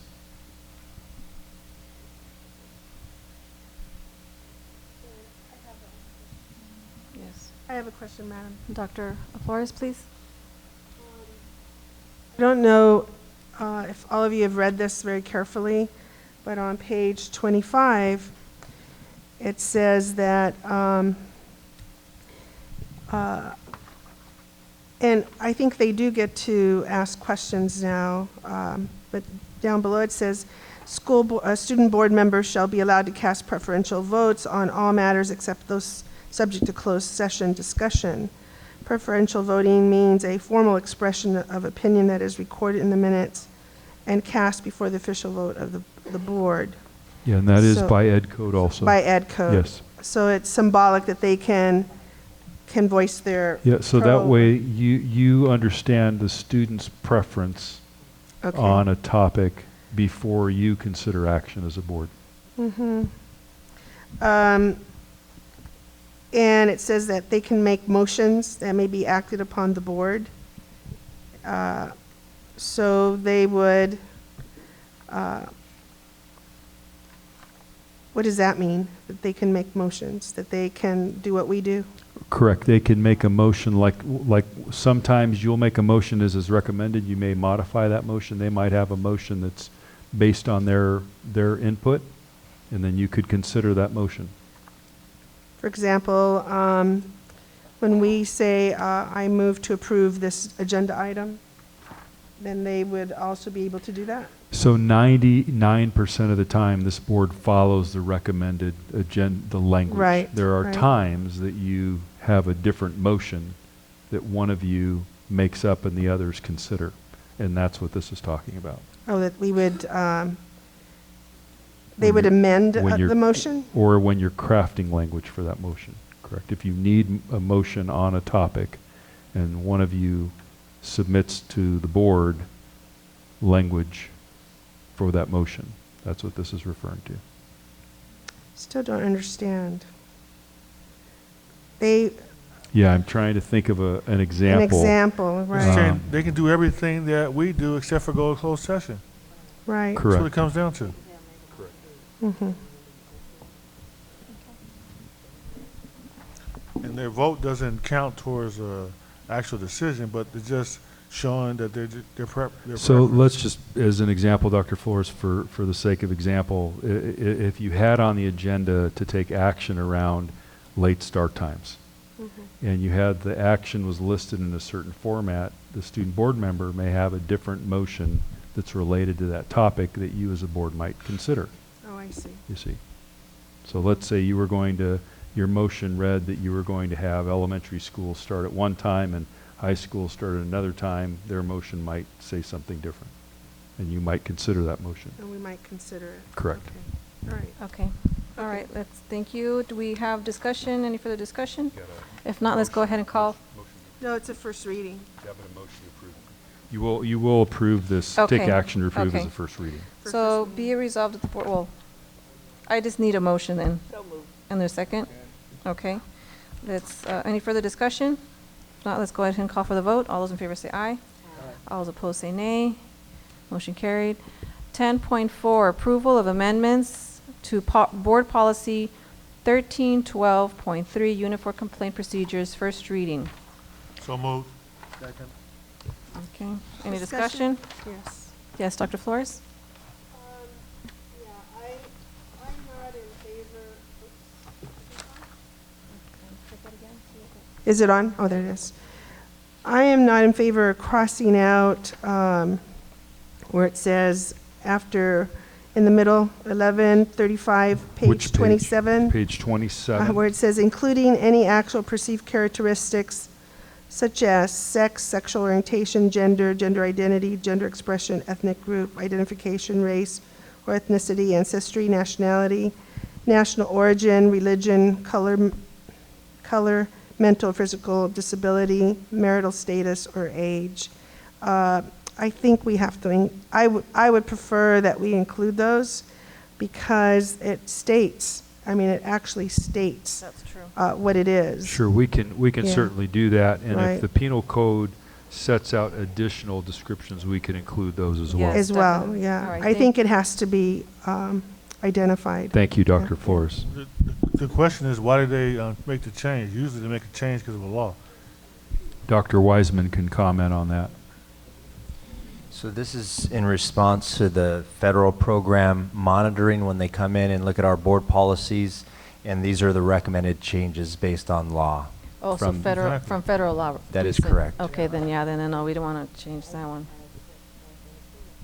Yes, Mr. Calvo? Yeah, I'd go with the recommended language. I mean, there's a reason they did that, and unless we have legal counsel for Yeah, on we'll this, we'll I'd go with certainly the language on bring you that counsel based on your discussion. Yeah, here. did we just invent the language and incorporate these? Not at or- all. Okay, well then let's. Let's keep the language. If there's concern, we should get legal. Yeah, so what we will do is on the strike-throughs, Dr. Flores, to be clear and board, we will investigate, since this is the recommendation from the federal program monitoring as law, we will investigate whether or not we can maintain that description in there. Dr. Wyatt? Thank you, Madam President. Just real quick, and this is a protocol question for Dr. Marsden and Dr. Wiseman. When we have an approval of amendments to board policy, I know we have a board policy subcommittee. Is this something that should have came through the subcommittee first, so maybe we could do clarification So prior to this? I would encourage you to use your subcommittee. You haven't for some time. That's your decision as a board. Actually, Yes. we have, though. We have have actually before, recently. we just haven't recently, but that's something that we have to coordinate our council. We need to make sure that we have this. Well, now, Dr. Flores and myself have met with Dr. Menades on other board policies recently this year, so I want to make Okay, sure. Great, so we let's do- we do remind us, you have clarify Dr. we have. Flores is on the policy committee, Scott Wyatt, and And who so am else? I. And Abigail. Okay, so Dr. why don't we Ms. bring Medina. the subcommittee of the board together to look at this with Dr. Wiseman, and we'll go from there. All right, So then thank what you. do we do with this? Do we pull We'll it? No, you'll still receive it as a first reading, given the discussion you have. We'll probably have that as direction. And there's no vote on this one? Is that what you're saying? Yes, there is a vote. You're So- just going to vote to accept. You just went through a first reading. You have input. That input will be taken to the subcommittee. The subcommittee will bring it back, so you'll have your second reading, which will reflect what the So subcommittee the gives. vote, let's just say. There's a is that- motion already. I know, but is a no vote, I want to make sure, clarify, is a no vote meaning that we do not accept this particular? No, no. Or is just that we're you're accepting? accepting this with all the discussion And you just had. Madam President, Yes. it's normal process to have the first reading. Mhm. You vote to accept the first reading, knowing that you're going to make changes to it. Okay, So it's okay to go ahead and approve this one, but you know that the superintendent's going to go back, get information as to why the changes were made. If it's important that the changes that were made stay the same because of legal reasons, he'll let us know that. If it doesn't matter, then we'll go ahead and be able to do it the way that Dr. Flores prefers. But that doesn't preclude us from voting affirmatively on this item. okay. Yes, Dr. Hill? President, thank you. Dr. Wiseman, is this based on gamut? Yes, it'll be some recommendations from council as well as CSBA gamut, their recommended language. Okay. So yes. Okay, thank you. Okay. Any further discussion? Let's go ahead and call for the vote. All those in favor say aye. Aye. All those opposed say nay. Motion carried. Let's go to, are we in closed session? 11.0 closed session. We will not, or we will? We will adjourn to closed session. That's what I'm reading. And we won't be reporting it. We will be reading out. Okay. Okay, we're back from closed session. Be it resolved that the Board of Education approves the appointment of the following employee. By Condova Marlene, Director Positive Youth Development, Youth Services, effective date, work year, and salary to be determined, funding 060. So moved. Second. Any discussion? If not, let's go ahead and call for the vote. All those in favor say aye. Aye. All those opposed say nay. Okay, motion carries. Congratulations, and Move to adjourn. Second. okay. Good evening, everyone.